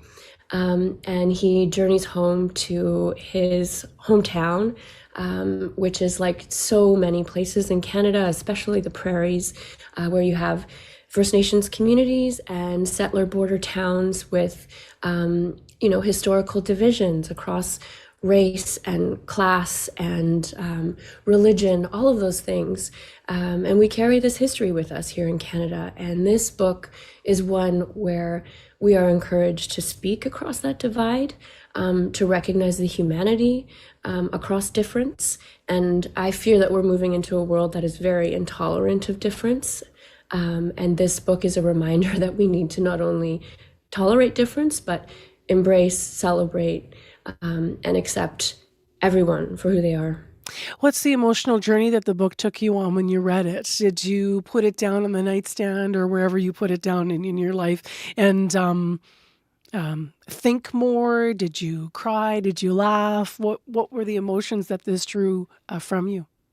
Everything. It's like he's so incredibly witty as a writer, but also speaks in this way that touches me on an emotional level. So I laugh out loud when I read this book. I cry when I read this book. I feel seen and heard. I feel like I understand people who come from different walks of life in a way that I wouldn't necessarily had I not read this book. The first time I read it, I was on an airplane. I spend a lot of my life on airplanes and in airports and traveling, working in the film industry. And I remember crying on the airplane and, trying to sort of hide my tears from the person next to me. But his books move me in that way. And this one in particular is so deeply moving, especially in this moment. How are you preparing for the big debate? How are you feeling about going head to head against these four other passionate panelists? I'm just thrilled to be talking about books. I'm honored to be a participant this year in Canada Reads. It's something that I follow every year. I've been an avid reader my entire life. Books are a place of escape and understanding and retreat and a space where I can understand the world around me in a way that I wouldn't necessarily be able to if it wasn't for the written word. And so I'm thrilled to be participating and to be talking about books, to be talking about this book in particular. And I can't wait to meet the other panelists. We are going to speak with the author as well. At the time we're speaking, I'm getting ready to do that actually in a couple hours. What would you say to them about their work? Well, I would just thank Billy Ray for everything he's contributed to the literary canon in this country. As an Indigenous person, it means so much to me to be able to pick up a book, any of his books, and feel seen and understood and represented in a way that many can't really achieve. So I'm just grateful for everything he's done for us and continues to do. Thanks for being with us, Elamaya. We'll be watching your defense of the book and appreciate your time today. Thank you. Elamaya Tailfeathers, panelist for this year's Canada Reads. She is based in Winnipeg. She's championing A Minor Chorus by Billy Ray Belcourt. Now, I did tape that interview, of course. I also spoke with Billy Ray Belcourt. We aired that last hour on the show, but you'll be able to see both later or hear both again if you'd like to on our app. This year's full list of Canada Reads 5 shortlist books will be announced later this morning. I can't tell you now, but all 5 books will be announced at 9 o'clock. 7:22 a.m. is the time right now. We have a traffic update on CBC on a very cold Thursday morning here across the province. Terry called the commuter line who said there's a collision at Stafford and Academy, but an update on it rather. Eastbound Academy is down to 1 lane, very backed up. You can turn left onto Academy from Stafford, but very slow. Cars and emergency vehicles are still there. So thanks a lot for calling Terry, 788-3093 with any other updates.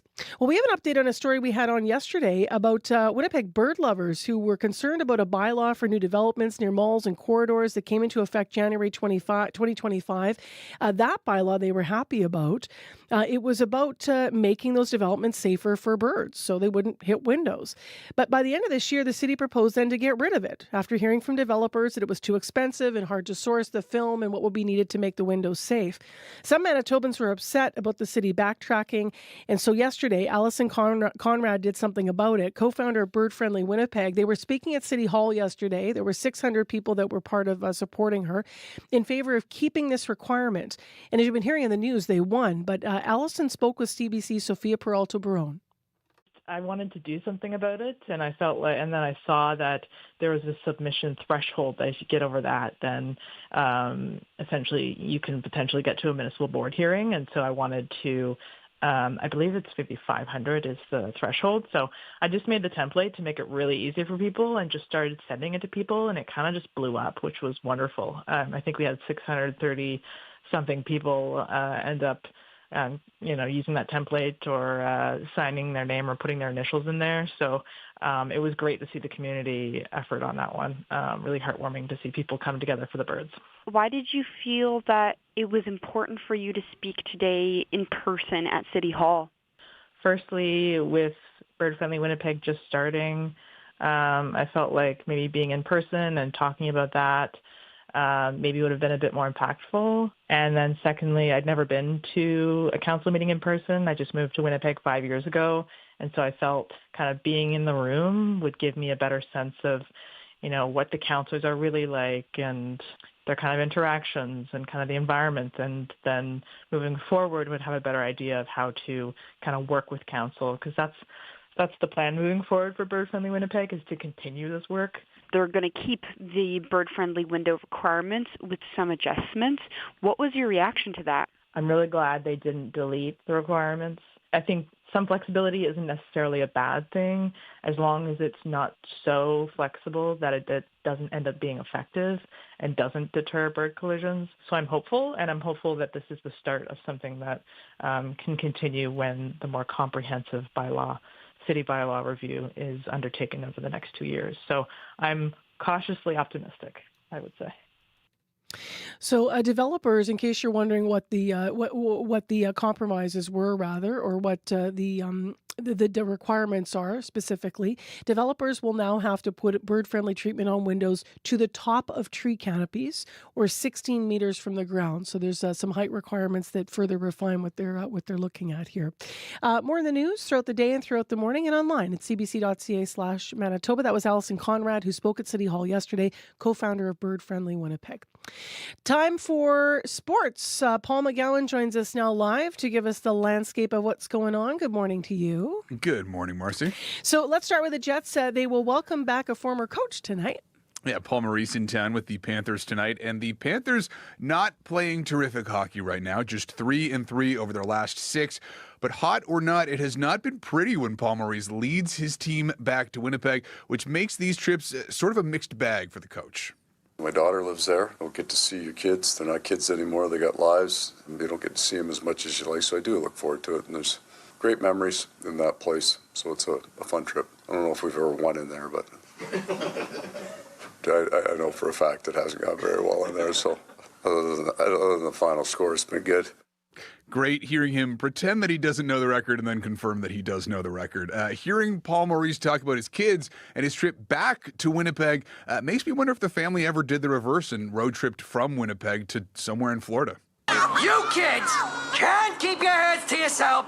I'm going to turn this car around and there'll be no Cape Canaveral for anybody. That's it. Back to Winnipeg. Thanks for that. Such a classic clip. I just always think about that line. Yeah. We'll see if the Jets can continue that 5-game point streak of theirs. It's a 7 p.m. puck drop against the Panthers. Simpsons. Let's talk about hockey still. We're very close now to the Olympic break, right? It's coming up fast, particularly in the PWHL. Just one more week of games before they pause for a month for the Olympics. And if you are a Canadian hockey fan searching for signs that things might go well in Italy, look no further than last night's game between the Montreal Victoire and the Minnesota Frost. Marie-Philippe Poulin in overtime scored a goal of the year candidate. Cut to the middle of the ice, spun to lose a defender, and in the middle of that spin, whipped a backhand past the Minnesota goalie. Poulin's Montreal and Team Canada teammate goalie Anne Renee Debien said she's thankful that she doesn't have to face the shots or the kind of shot that Poulin scored on last night.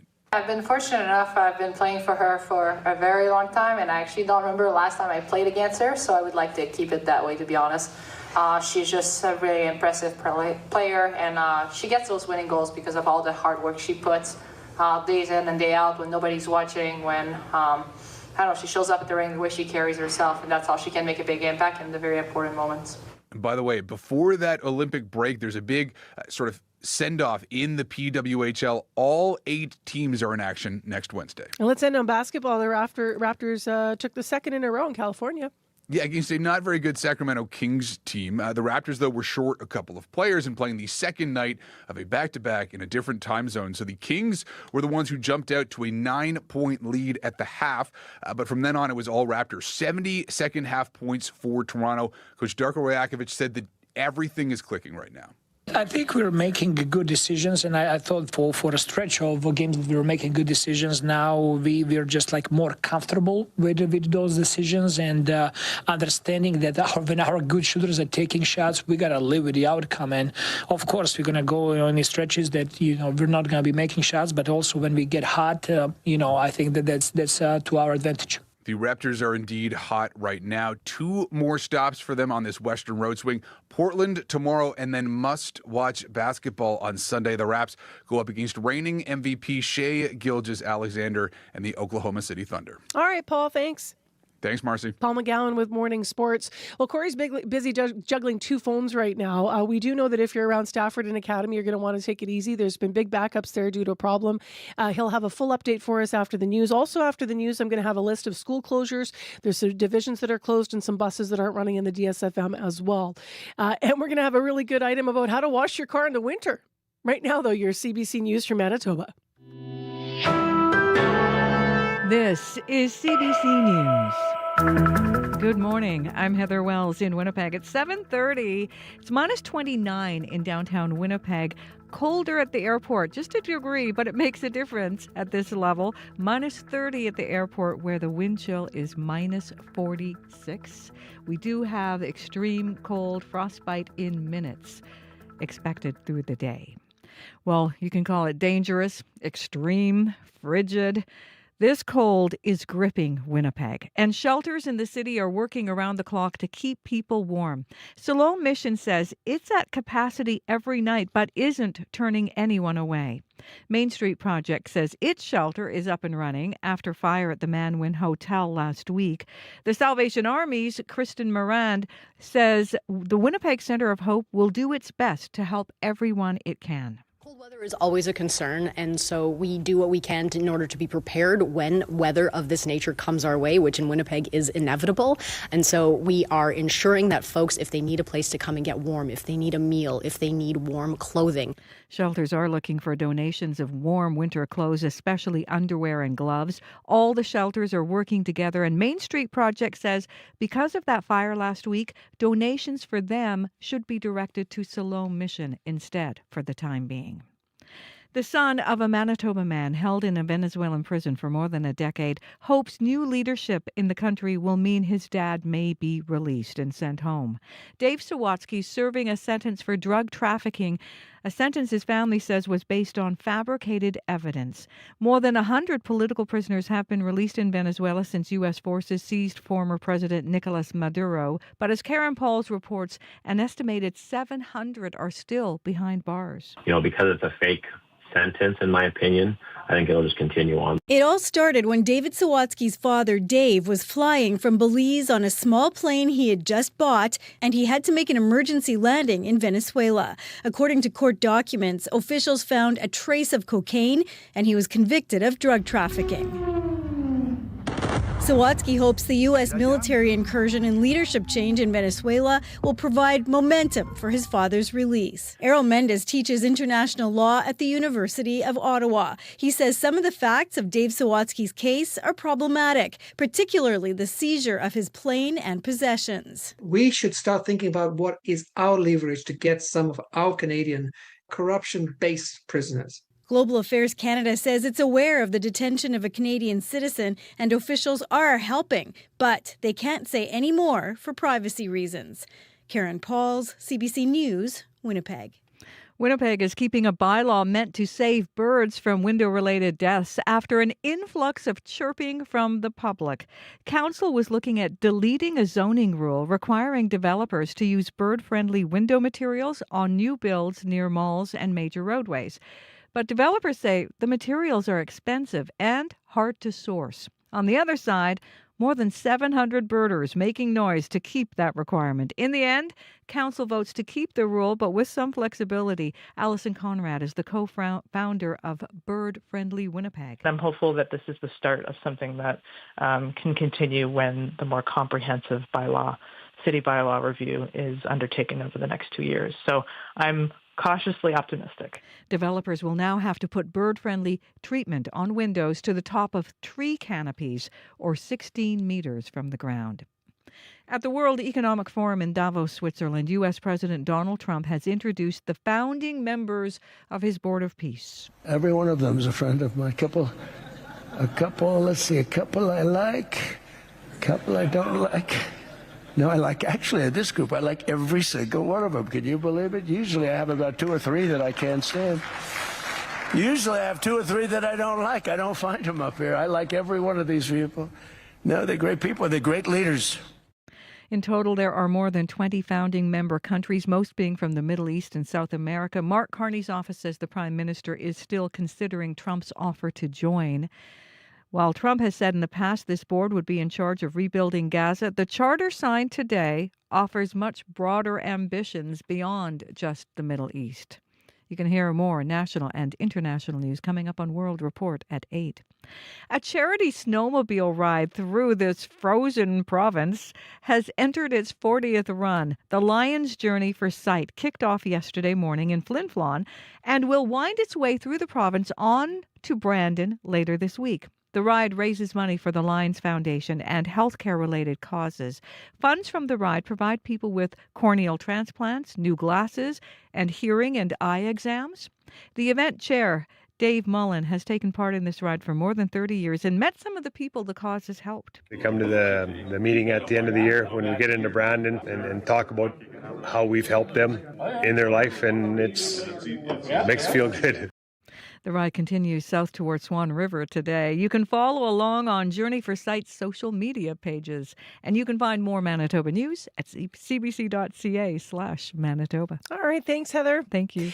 Let's get into the CBC regional forecast now. Abby's going to look all around the province. It is brutal, I'll say, Marcia. That's all I can tell you. Uniform freeze today across the regions. We're talking about current temperatures hovering between minus 28 and minus 35. That's the actual temperature, not the wind chill. This is from the south all the way to the Churchill region this morning. Now, when you factor in the wind chill, it feels like a bone chilling minus 45 down south, and then you track it up north. We're looking at the wind chill around minus 50. So this is the situation across the province this morning. Hence, we have those warnings for extreme cold in effect across the entire province. Talking about the north and the south, we're tracking those dangerous, I'll call it life-threatening wind chills of minus 40s to minus minus 50s.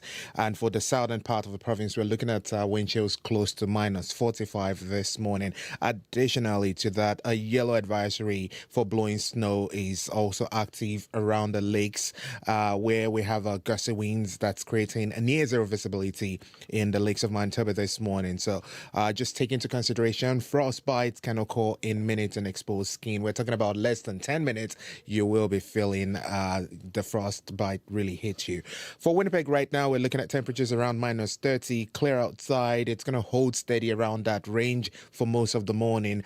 Our high says minus 26, but if you look at the winds that will be coming from the northwest, the wind chill is already around minus 47 this morning, so take it easy. Southern Manitoba, we're looking at minus 28 to minus 30s. Up north, we're looking at temperatures between just most of the region seeing temperatures around minus 34 this morning, and then the wind chill hits minus 50 already around Thompson and Tuduli Lake. For Winnipeg right now, we're sitting at minus 30. We're heading for a high of minus 26, but I'll say let's just stick with minus 47, Marcy. Why? I don't want to. The math, it's not adding up, but let's just leave it at minus 47 for now. That's what it feels like. Okay, Corey is on the phone. You can probably hear the ringing and the chatting in the back. So let's go through the school closures here, and then we'll talk more traffic. Because of the dangerous cold, Red River Valley, Fort LaBosse, Lakeshore, and Interlake all closed. Also, these DSFM schools are closed: Aurel-le-Moine, Saint-Lazare, Jour-de-Plaine, and La Voie du Nord. And then we have no buses running in École Saint-Joachim, École Saint-Réal-Berard, Saint-Agathe, Pointe-de-Chêne, Saint-Jean-Baptiste, Lagimodier, Gabriel-Roy, Notre-Dame-de-Lourdes, and Gilbert-Rosset. So those are the school closures and bus cancellations to this hour. And Corey has literally run back in. What's going on in the commute? Just got a call. Westbound Fermor coming into the city, just really, really slow going. Just got a call about that. Lots of calls also this morning about the corner of Stafford and Academy. There was a collision there. Emergency crews are on scene. Eastbound Academy down to one lane right now. You can still turn left from Stafford onto Academy, but very, very slow going. We heard recently, that's the last I've heard about those cars and emergency vehicles still there right now. Also here in the city, Lagimodiere and Dugald, there is a stopped vehicle in the southbound shoulder lane on Academy. So that may be potentially causing some backups.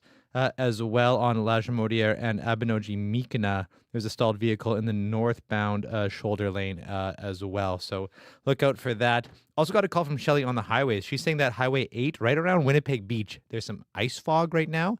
Very, very poor visibility there too. So heads up if you're on Highway 8 this morning, might be some poor visibility for you. Other than that, haven't heard of any other issues, but if you do see something going on, if you're walking, you're biking, you're driving, you want to give me a call. Down on a bike, said he's having a lovely commute this morning on the Southwest Rapid Transit. Nice and clear for him. So at least he's having a good time. Give us a call on the CBC commuter line. That number, 204-788-3093. All right, thanks, Corey. Thank you. Well, people are of two minds when it comes to keeping the car clean in this dreaded cold. A lot of times you wait for it because you wash the car maybe right before. If you time it correctly, it'll stay. The thinking is it'll stay clean for a while, right? Because it's going to stay cold. But a lot of people also hold off entirely for fear of the car freezing solid. Winter can make car washes a dreaded task for some Manitobans. But apparently it's pretty important for our maintenance, the maintenance of the car. We sent CBC's Sophia Peralta-Buran to a car wash to learn how to do it well in the depths of winter. When's the last time you washed your car? Today, we're here at Blondie's to find out the tips and tricks of a winter car wash. I'm here with the owner, Gil Gauthier. The number one reason to wash your car in the winter time is to prevent corrosion. The salt on the streets will eat away at your vehicle over time if you don't keep it clean. You want to take all the grime off it with a very strong rinse. The soap you apply on is the second step. The undercarriage over here is where all your rust or corrosion would start. And then it would penetrate through from the inside. You get the little bubbling, and you've already got your corrosion starting there with your salt. And also your wheels over here, some ice or snow can get in there and sometimes affect your steering. So now your soap is coming out. See how that's coming out?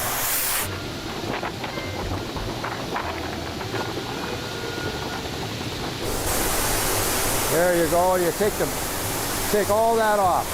Why should I consider putting on wax? Why can't I just dry my car? It's an extra protective layer for your wash.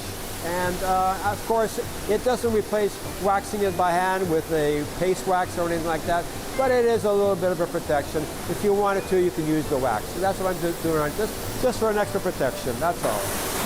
What's my last step and why is it important? Would be to dry the inside of your door jambs and your mirrors, your windows. But the first thing you would do is open the door, and the door jamb here can have some water on it, and when you go outside in the winter, it will turn to ice. Outside of the vehicle is basically clean now. You're ready to hit the road with it. And now you know the tips and tricks for a winter car wash. Sophia Peralta-Barone speaking with Gil Gauthier. He's the owner of Blondie's Car Wash, one of the locations in Winnipeg. She was washing, in case you're curious, if you didn't watch the video there, the CBC van, finding out the best practices for how to wash your car in the winter.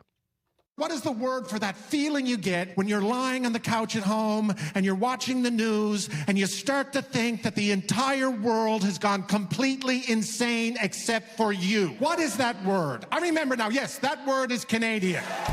Rick Mercer is back with a brand new comedy special.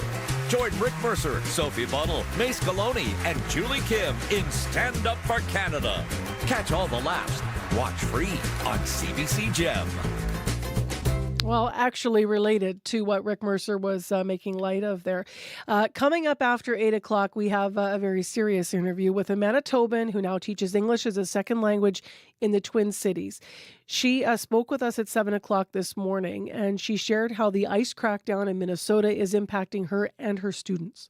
What you're seeing is really a sliver of what's actually happening here. As a teacher, as an educator, students that aren't showing up in school, you get information that someone that you know has been detained, whether they are a U.S. citizen or whether they are an undocumented citizen, whatever the case may be. It is escalating at a rapid rate right now in terms of who is being detained and just the threats against residents of this city and of the Twin Cities. Some of her students are now in a hybrid learning situation, too scared to go to school. So the full interview coming up with her after 8 o'clock. By the way, in case you're curious, we did ask for just her personal perspective on whether or not as a Manitoban she would go to the States right now. And she said, stay away. That's her language. So after 8 o'clock, we'll hear that full interview. Right now, it's 7:44 a.m. on a really cold day, and we've got that for the next couple of days here. So make sure you're dressed for it. And thanks for joining us this morning on CBC's Information Radio, 89.3 FM, 990 AM on the app and on YouTube. It was really funny in the newsroom this morning. Newsnet had this aerial photo of Winnipeg, like a drone shot of downtown, and they were like, look how cold Winnipeg is. And our reaction in the newsroom, we cheered. We're like, woo! Winnipeg's making national headlines. Oh, it's so funny, the people who live here, right? We're a hardy bunch, if nothing else. Well, next on the show, after making 7 albums, Desiree Dorian is still finding ways to challenge herself. Her most recent album was the first one she's produced, and that is still a rarity for women working in the music industry, actually.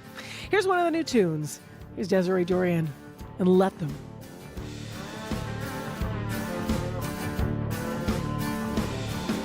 Time stops for no one. Earth keeps on turning. After the day's done, the fire keeps on burning.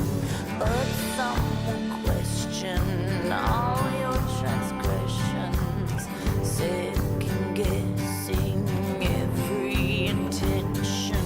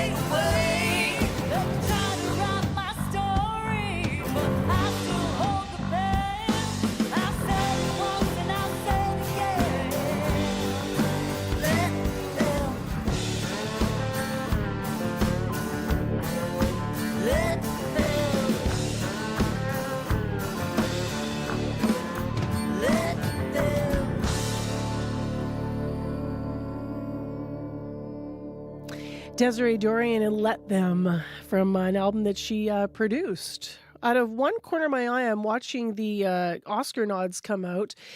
For Best Picture, they're just announcing now. This is live. F1 Hamnet, as well as Marty Supreme. There's one battle after another, and they're just going through the list. As you know, there's now a number of Oscar nods for all the categories. So that is coming out live, so we're keeping an eye on that this morning. It is 11 minutes to 8 o'clock. It's very cold in Winnipeg, minus 29, and across the province, a cold warning in the south and in most of the north. In the Lakes region, blowing snow. Light snow in Brandon right now, minus 28. In Thompson, it's mainly clear. It's minus 35 right now.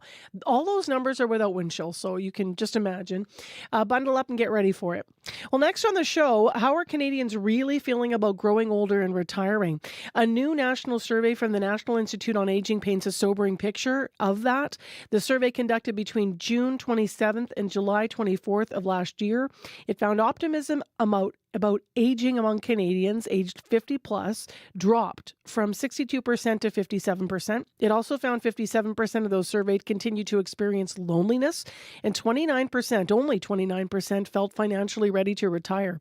To help us understand more about the numbers, Talia Bronstein's with us, Director of Policy at the National Institute on Aging. Good morning. Thanks for having me. Thanks for being here. Let's start with that 29% feeling financially ready to retire. That seems low to me, but what does it tell you? It's definitely low, and it's a concerning number. And I think it's partially explained by another question that we ask people is, how much have you saved for retirement? And 1 in 5 have saved less than $5,000. The next category is those who have saved under $100,000. So that's about half of older adults in our survey have saved less than $100,000. That's not going to get you very far, unfortunately, and can cause a greater reliance on our public retirement income system.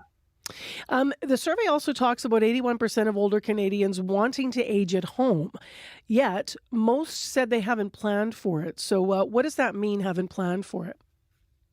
It means that they haven't made any plans for renovations, they haven't installed any safety features like handrails, etc.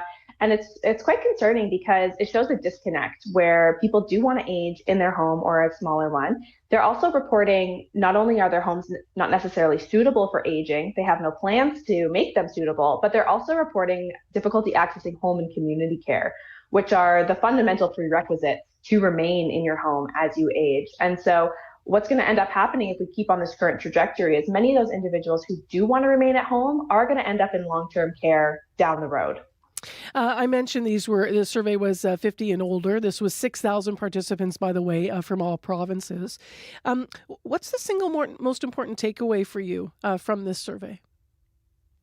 To me, it really shows the diversity of older adults in Canada. I think people often think of older adults as sort of a homogenous group with homogenous needs.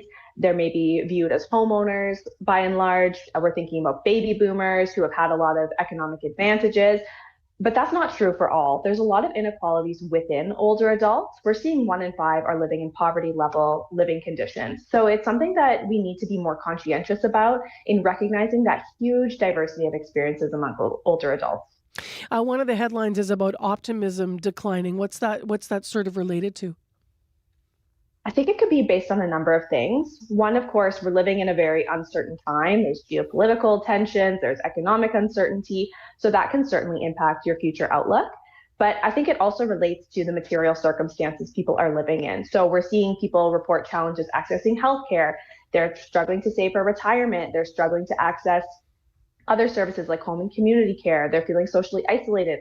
All of those can also impact people's outlook on aging, as well as more cultural norms. We also asked about ageism, and we found that 70% have experienced what we call an everyday form of ageism.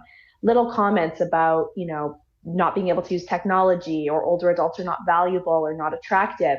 All of these are going to impact somebody's future outlook on aging. I want to talk about the loneliness stat. I'm just going to reiterate here, 57% experience loneliness. Does that speak to how any shift in society, or is that something that's been consistent with an aging population forevermore?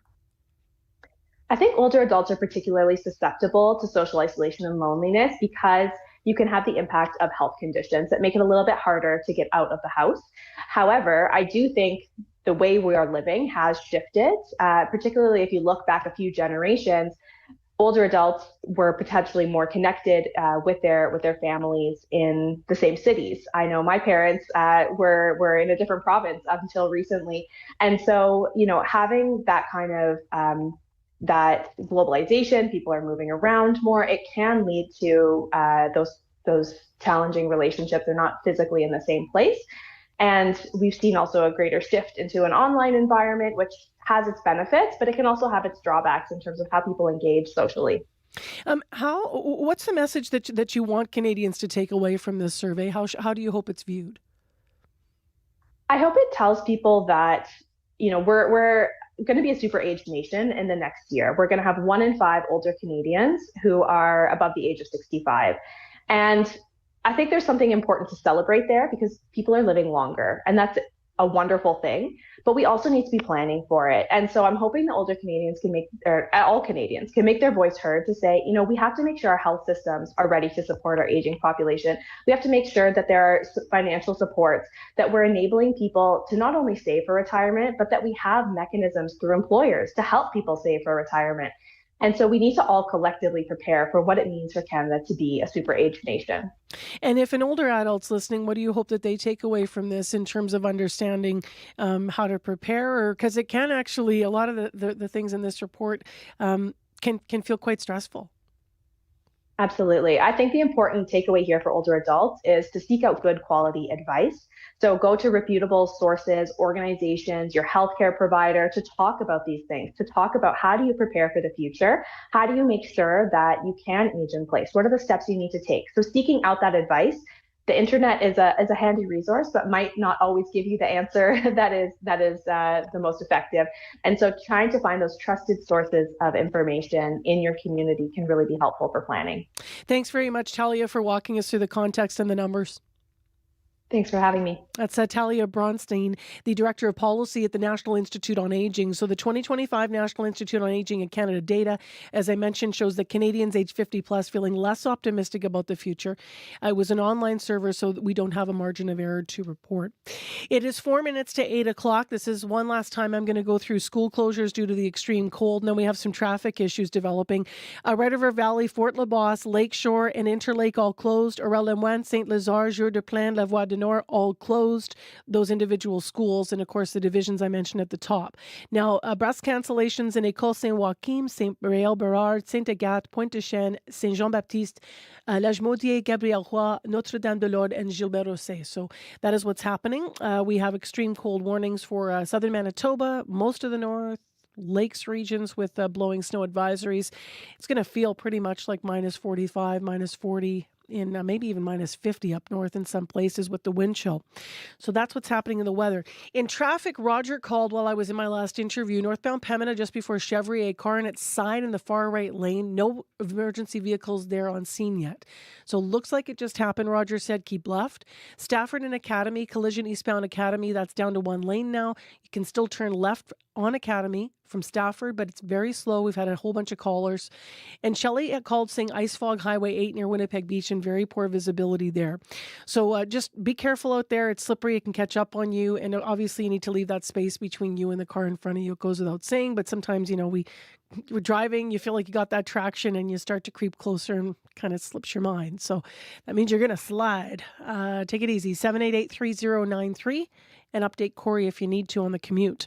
Coming up after 8 o'clock on Information Radio, a high school in St. Paul, Minnesota, will be switching to hybrid online learning today because students, some of them are too scared to go to school. We're going to talk to one of the teachers there who's originally from Manitoba, was in fact back in Manitoba over the weekend, about how the violent clashes, as she describes them, between ICE agents and protesters have been impacting her and her students. I spoke with her at 7 o'clock. She said that what we are seeing here is really not the full picture. So we'll get her to explain why. You'll hear that rather. Right now, let's go to Heather Wells for headlines. Well, Winnipeg shelters are working around the clock to keep people warm this morning and through the coming week, and they're not turning people away. They do need donations of warm clothing. And a Manitoban whose father has been in a Venezuelan prison for more than a decade hopes changes in that country could give his dad freedom. I'll be back with more Manitoba news at 8:30. All right, thank you, Heather. You're with CBC and our team here at Information Radio, and national and international news is coming up next. Stay with us on 89.3.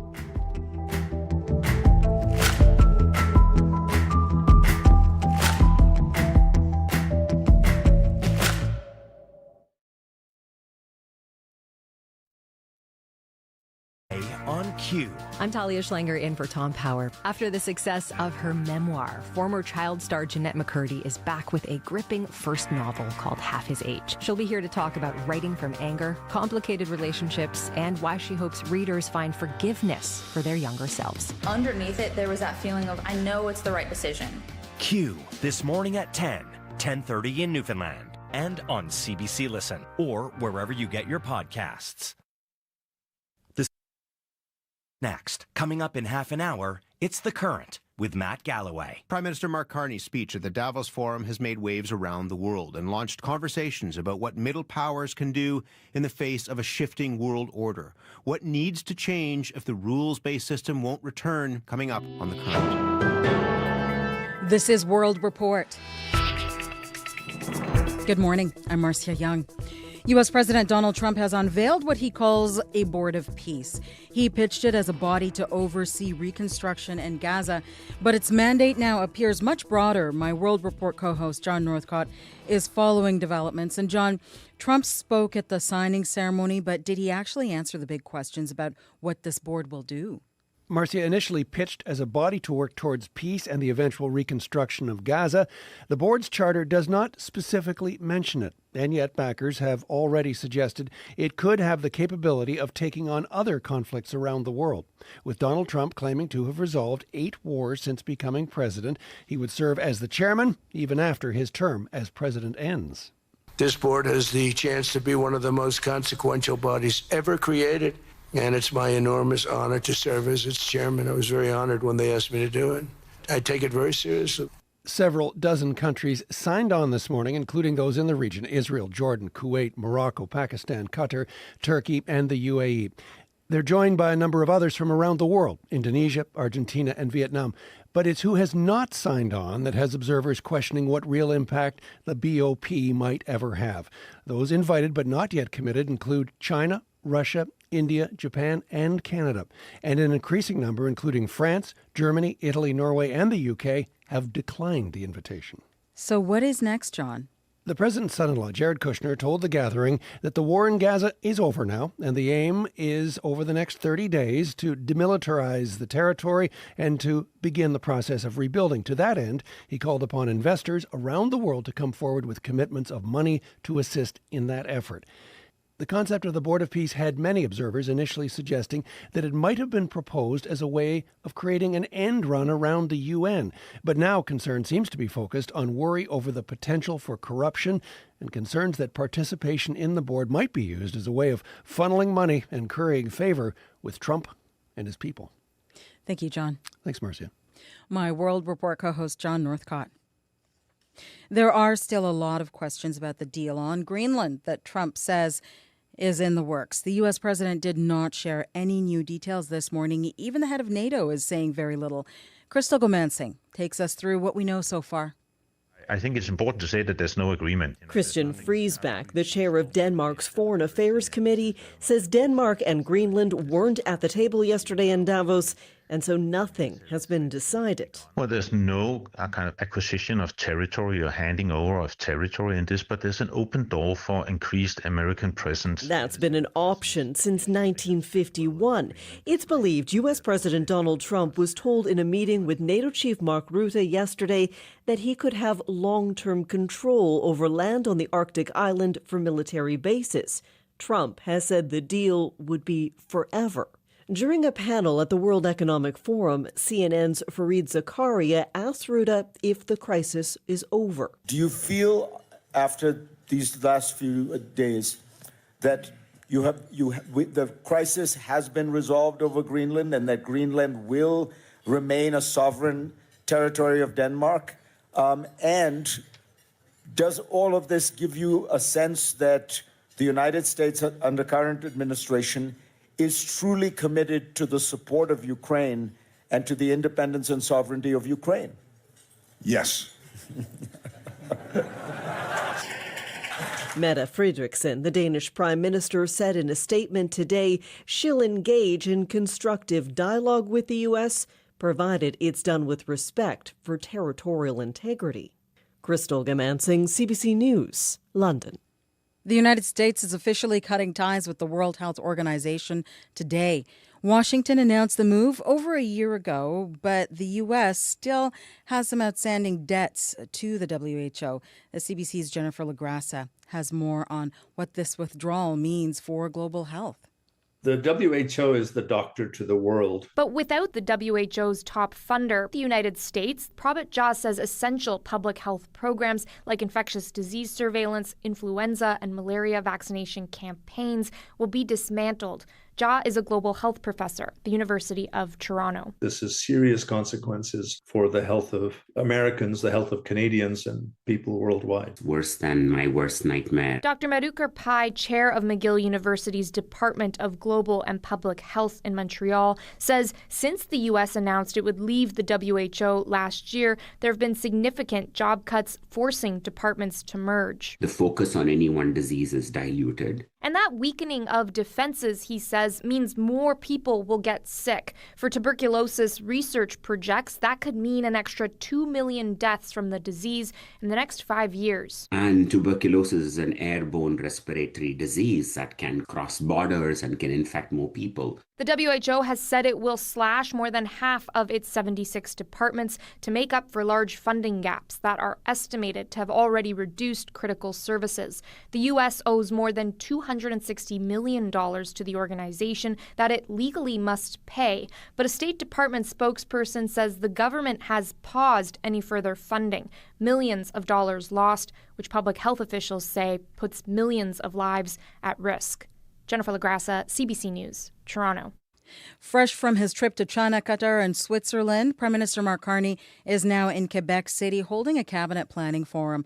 The Liberals are setting their agenda for this session of Parliament, and MPs return next week. Rafi Boudjikanian has more.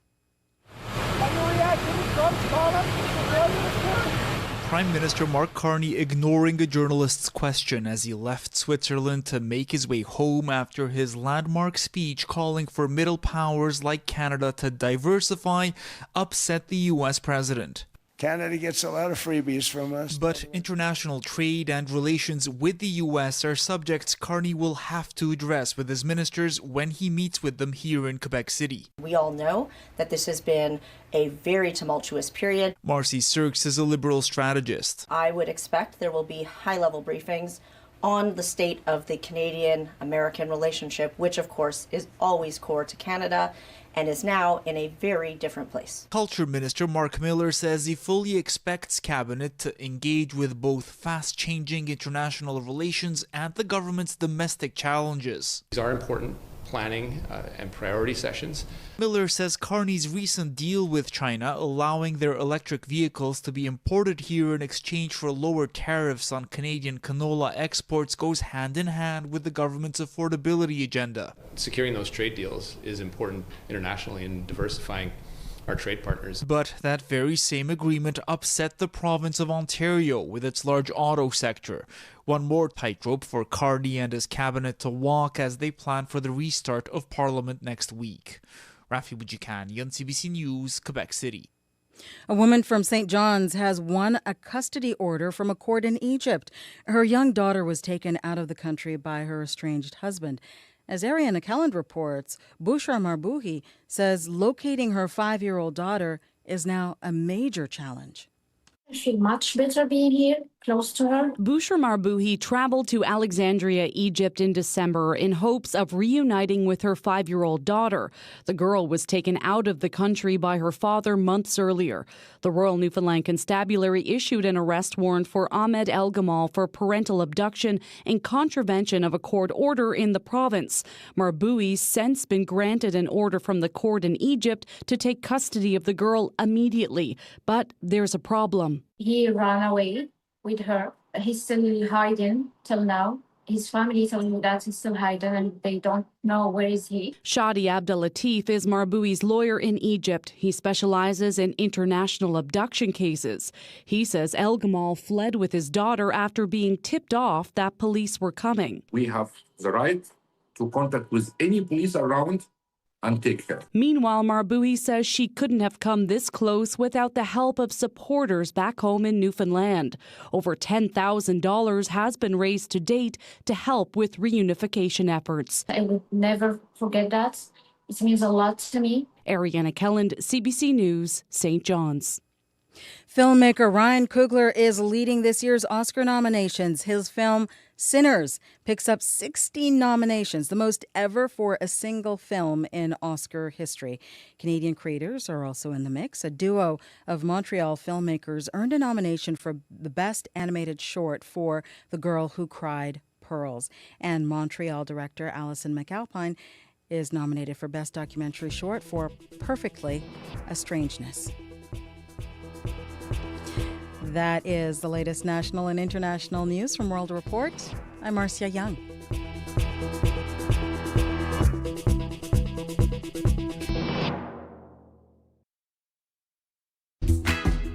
Eight 10 a.m. the time right now on 89.3 FM, 990 a.m. on that app and YouTube. I'm Marcy Marcusa. Thanks for being with us. Thursday morning, really cold. We're into the Arctic feeling weather. All across Manitoba, pull out everything you've got that's going to keep you warm today, and stay with us. We have quite a half hour of conversation coming up. In addition to weather, traffic, and then of course we will update one last time, I think, what schools are closed. We are going to talk to a Manitoban who now teaches down south. So she actually was in Manitoba this weekend, but she's a teacher at Humboldt High School in St. Paul, Minnesota. We talked to her at 7, so we're going to hear from her rather. Part of what she had to say was how they're dealing with things there. She says today they're moving to hybrid learning because of the presence of ICE agents and clashes with protesters. She also says that they're trying to back up a lot of their kids that are scared to be at school. And she says most of what we're seeing here is not the half of what she's experiencing on the ground there. So we'll hear that. We also asked her whether or not what she would say to Manitobans who are considering going to Minneapolis, St. Paul right now. So all of that is coming up this half hour on the show. Right now, let's go to Heather Wells with our Manitoba headlines and news developing here. Good morning. Yes, it is cold out there. Some dangerous, frigid weather gripping this city, the entire province, in fact. And in Winnipeg, shelters are working together to keep people warm. Salome Mission says it is at capacity every night, but it is not turning people away.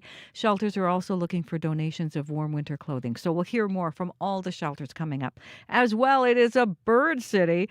Winnipeg City Council has decided not to scrap a bylaw designed to limit bird deaths after a flock of more than 700 bird lovers called on leaders at City Hall to keep it. We'll hear that story in our next local news at 8:30. All right, thanks, Heather. Thank you. So one last time, school closures, the Red River Valley School Division, Fort LaBosse, Lakeshore, Interlake, also DSFM, Aurel-les-Moines, Saint-Lazare, Jour-de-Plain, La Voie du Nord, École Réal-Bérard, Saint-Agathe, Pointe-de-Chêne, Saint-Jean-Baptiste, Lagimodier, Gabriel-Roy, Notre-Dame-de-Lourdes, Gilbert-Rosset.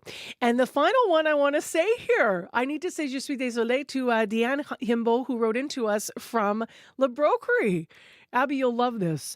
She wrote, I've been listening to information radio for years, and every time I hear school closures, I hear, this is me saying it, by the way, École Saint-Joachim. So, what do you think I'm doing wrong there? You might know, actually.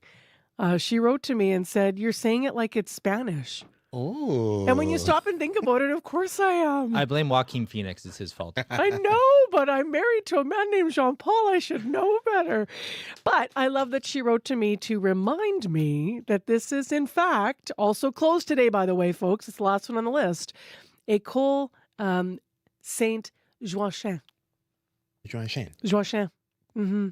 So I believe I'm saying it right now, Deanne. Thank you very much for writing to us. And I'll double check with our colleagues at Radio-Canada later today just to make sure I'm reading the email correctly. But École Saint-Joachim is also closed today in La Broquerie. Okay, take it away, Abby. Yeah, dangerously cold outside to start. You're feeling those threatening wind chills and blowing snow across the province this morning. Northern part of the province, we have extreme wind chills reaching minus 50 this morning, and even all weekend, this would be the situation, and this can cause frostbite in minutes, like under 10 minutes, 9 to 10 minutes frostbite kicks in. While in the southern part of the province, we also have a orange warning for wind chills near minus 45, and for folks in the lakes, because of the snow that's been blowing around, you are also getting blowing snow advisory there, near zero visibility across the lakes of Manitoba. Winnipeg right now, we're looking at minus 29 to minus 31 across the city. Clear air conditions outside. It's going to stay in that range through your morning commute all morning. Then we see a mix of sun and clouds today, a slim chance of flurries and gusts and northwest winds. Our high is expected to be around minus 26, but the sunshine and that high will not really play any impact due to those winds from the northwest, because the wind chill is just going to be around minus 47 all day. So prepare for that. Up north, we're seeing wind chills close to minus 50 already, Marcy. All right, thanks, Abby. Thank you. The commute, really busy, Corey. Yes, and it's a lot happening on another street that we get a lot of calls about French pronunciation, La Jamodière and Grassy. Multi-vehicle collision, there's blocking the southbound median lane. Keep right to pass. And then there's southbound delays right now on La Jamodière and Grassy, as well as La Jamodière and Fermor. Westbound Fermor in the median lane at La Jamodière, there is also a collision. Westbound median lane is the only lane open on Fermor, so expect delays there. So very slow going. A few other things to keep an eye out for. Also heard northbound Pembina just before Chevrier. Got a call from Roger about 20 minutes or so ago about a car on its side in the far right lane, so keep left to get around that. Would love to get updates on what's going on there. Very slow going, as you can imagine, as well as Stafford and Academy. This morning there was a collision right in the middle of the intersection. Eastbound Academy, it was down to one lane last I've heard. You can still turn left onto Academy from Stafford, but also very, very slow going. If you do see anything else going on out there, you can give me a call on the CBC commuter line. That number, 204-788-3093.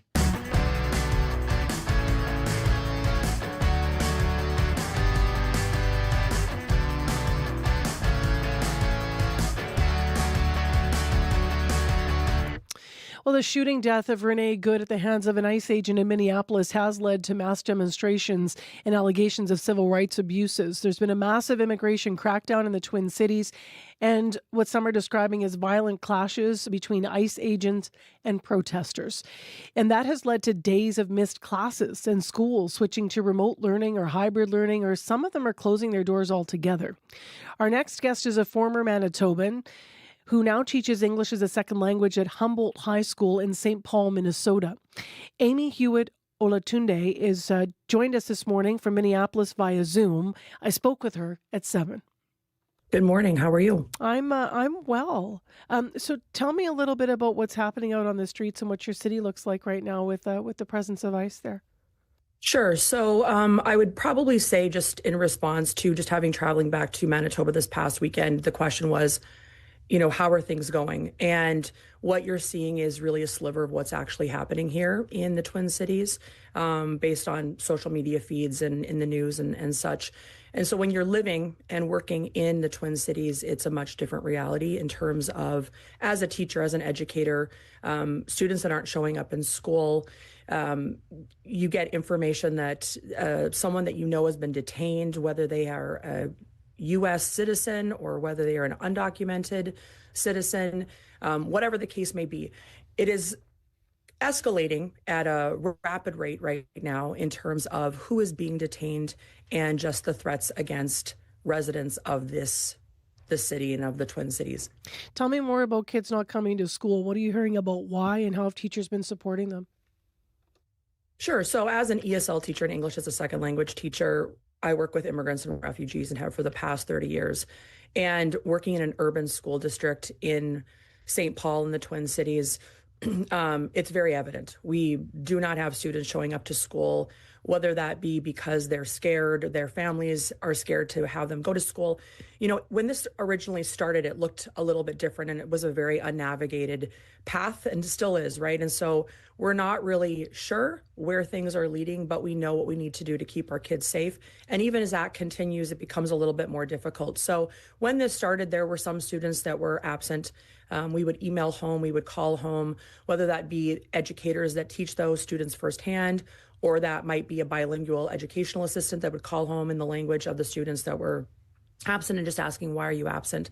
And for really the same reason, I'm scared to go to school, or my parents are scared to send me to school. Mm-hmm. Now, usually school is a place of sanctuary. It is a place of safety for students to come in, and schools are protected. They're sanctuaries, like I said before.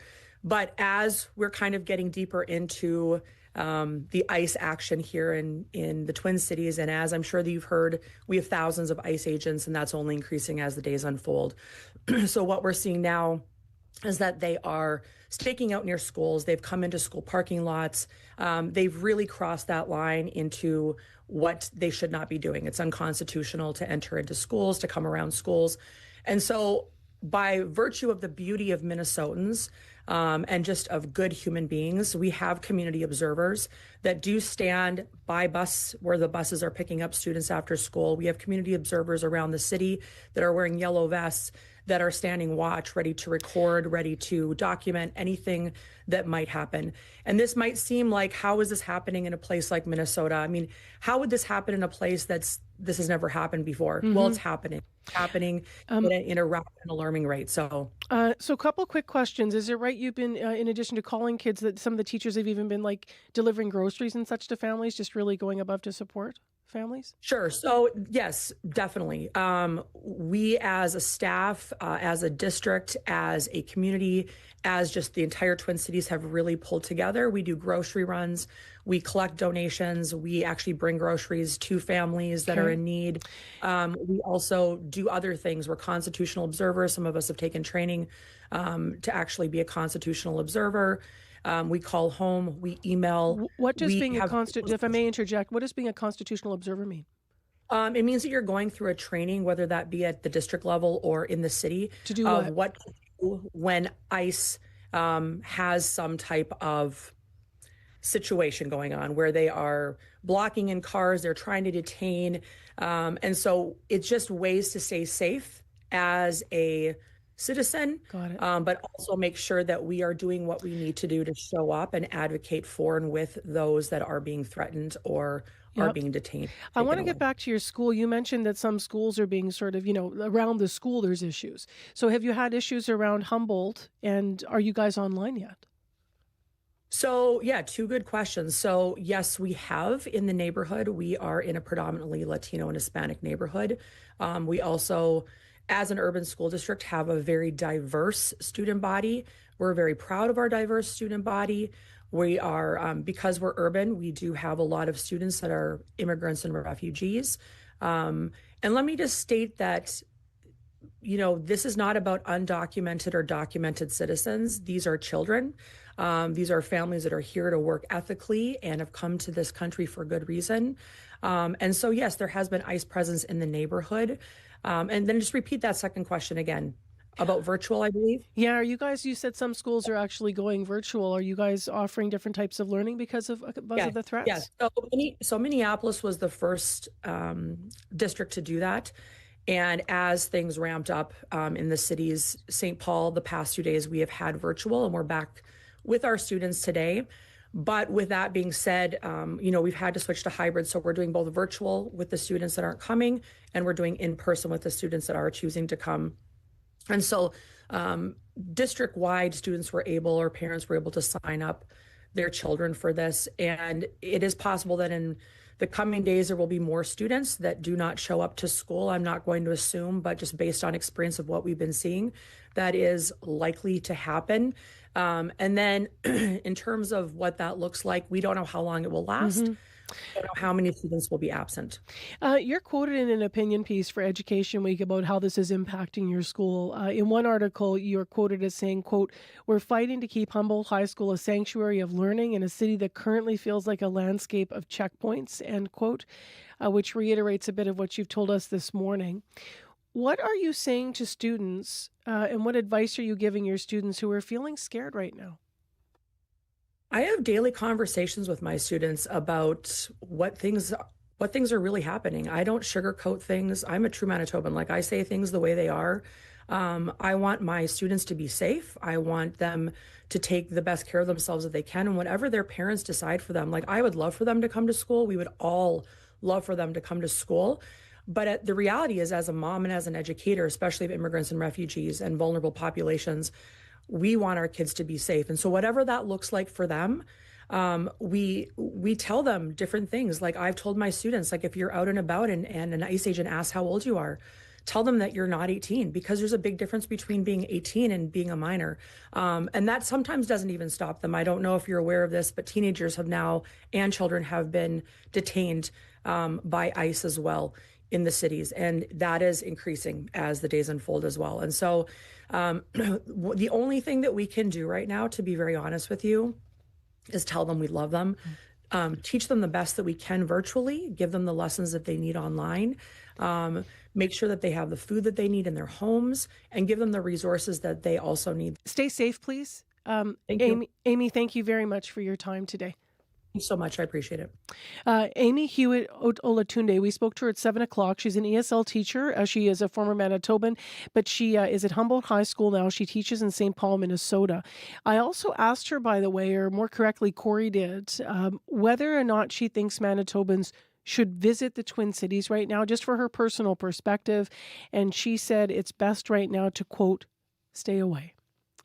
It is 8:25 a.m. on 89.3 FM, 990 a.m. on the app and on YouTube.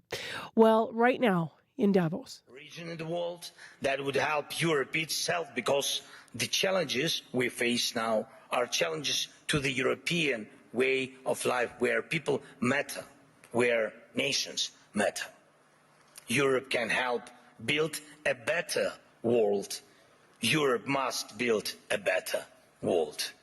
That is live. You likely recognize the voice of Vladimir Zelensky, the president of Ukraine. He is addressing the World Economic Forum right now, talking about Europe needing to build, as you heard, a better world. Zelensky also says Europe has no united response to Trump's, quote, board of peace, which is also something that is being analyzed today. What exactly is that? And what will it mean moving forward? As you know, all of the world leaders, many of them speaking on this stage, CBC covering this live on Newsnet. Prime Minister Mark Carney's speech there at the World Economic Forum in Davos struck somewhat of a chord with many. It's been garnering a reaction and a lot of analysis from politicians, economists, policy experts, and historians. He spoke the day before yesterday. Now, he made in that speech historical references during the speech, including a quote from ancient Greek historian Thucydides. It seems that every day we're reminded that we live in an era of great power rivalry, that the rules-based order is fading, that the strong can do what they can and the weak must suffer what they must. And this aphorism of Thucydides is presented as inevitable, as the natural logic of international relations reasserting itself.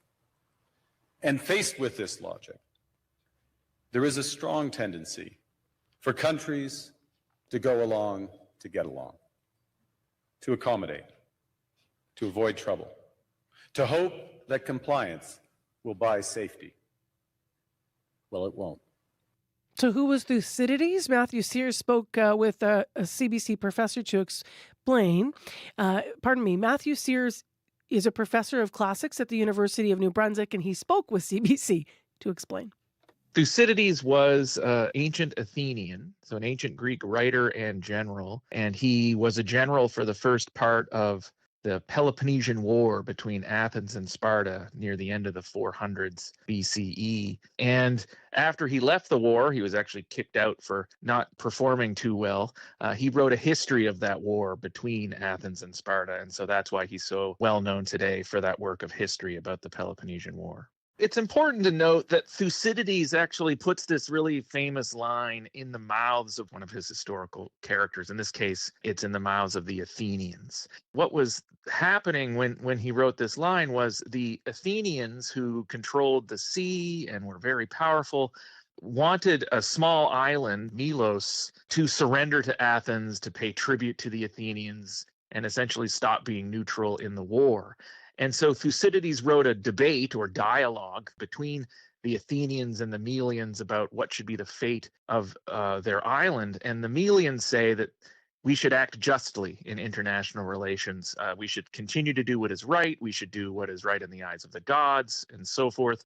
And the Athenians shut them down and say, this talk of what is right and good is complete nonsense, since everyone knows that the strong do what they can and the weak suffer what they must. And essentially, might is right. So who cares about what is just or not? So Carney set up this line as a foil or a something to argue against in the rest of his speech, which he does by quoting former Czechoslovak leader Havel. He sets it up to say this isn't the type of world that we should live in. And just because this statement is in Thucydides, it doesn't actually mean that it has to be true, that might is right, or that only power is important. I think he's using it to say that there is a better way and a more just way and a safer way to behave in a world in which we do have a power, in this case, the United States, that seems to be behaving in such a way that might is right. And so Carney wanted to set up alternatives to that by citing this line. And I think Thucydides, who wrote the line, would agree with him. Many politicians, many theorists have actually read that line as if Thucydides was saying that this is the way the world is and this is how we should act in it. And I was really excited not only to hear Carney cite this line, but to turn it on its head to say this is actually not how we should see the world and act with regard to our fellow nations. Matthew Sears explaining to us part of what was cited in Prime Minister Mark Carney's speech in Davos. Sears is a professor of classics over at the University of New Brunswick. Your CBC News from Manitoba is next. This is CBC News. Good morning. I'm Heather Wells in Winnipeg at 8:30. It's minus 29 in downtown Winnipeg, minus 31 now at the airport where the wind chill feels like minus 46. And we are under a cold warning, orange level, all of the province for the most part, including Winnipeg. A high today of minus 26 with a strong northwest wind. Frostbite in minutes. And Winnipeg shelters are working around the clock to keep people warm this morning and through this coming week. The forecast is calling for bitter cold with temperatures this morning around that minus 30 mark. CBC's Matt Humphrey on how organizations are preparing. Folks needing any warm clothing can access that right as soon as they come in the door. The Winnipeg Centre of Hope is getting ready for extreme cold. Salvation Army's Kristen Morand says the centre has room for dozens of people, but if there are more folks that are looking for a place to stay during this extreme weather, we can absolutely make space for them. Not far away, Siloam Mission maintains around 400 beds for people to escape the cold. For us in the cold, it's inconvenient, it can be depressing, it's middle of January, but it's a life and death situation for someone experiencing homelessness. Siloam's Margot Ross says in all her time there, she's never seen this level of demand for beds. And Cindy Titus at Main Street Project says they have space to offer as well, but a recent fire next door damaged its inventory of donated clothing. Winnipeg steps up for us, and we've had lots of support from the community come through because of the fire. She says all three organizations are trying to coordinate efforts to keep everybody warm. Matt Humphrey, CBC News, Winnipeg. A Morden man hopes his dad will be among those released from a Venezuelan prison. David Sawatsky's father has been behind bars in that South American country for more than a decade.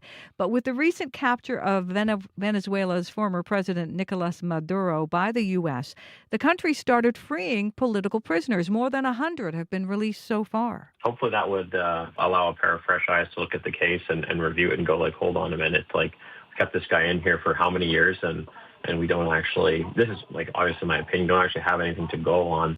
64-year-old Dave Sawatsky was arrested in 2013 after a plane he was flying from Belize made an emergency landing in Venezuela.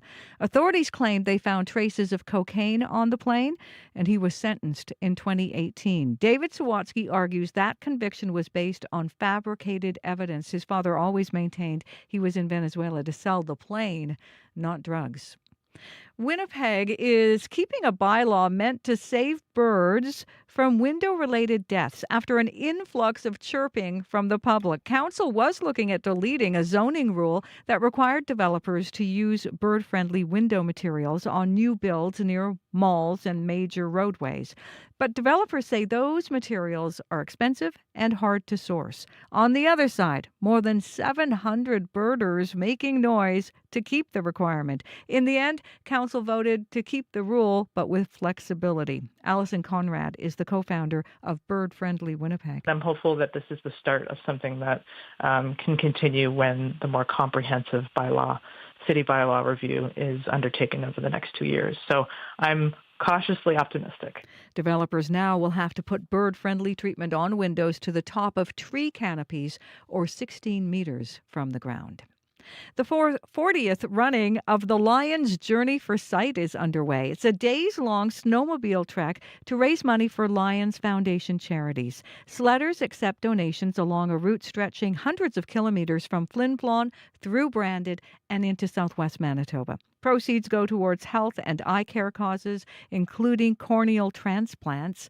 Rider Josh McQuarrie likes that the funds raised go to help people close to home.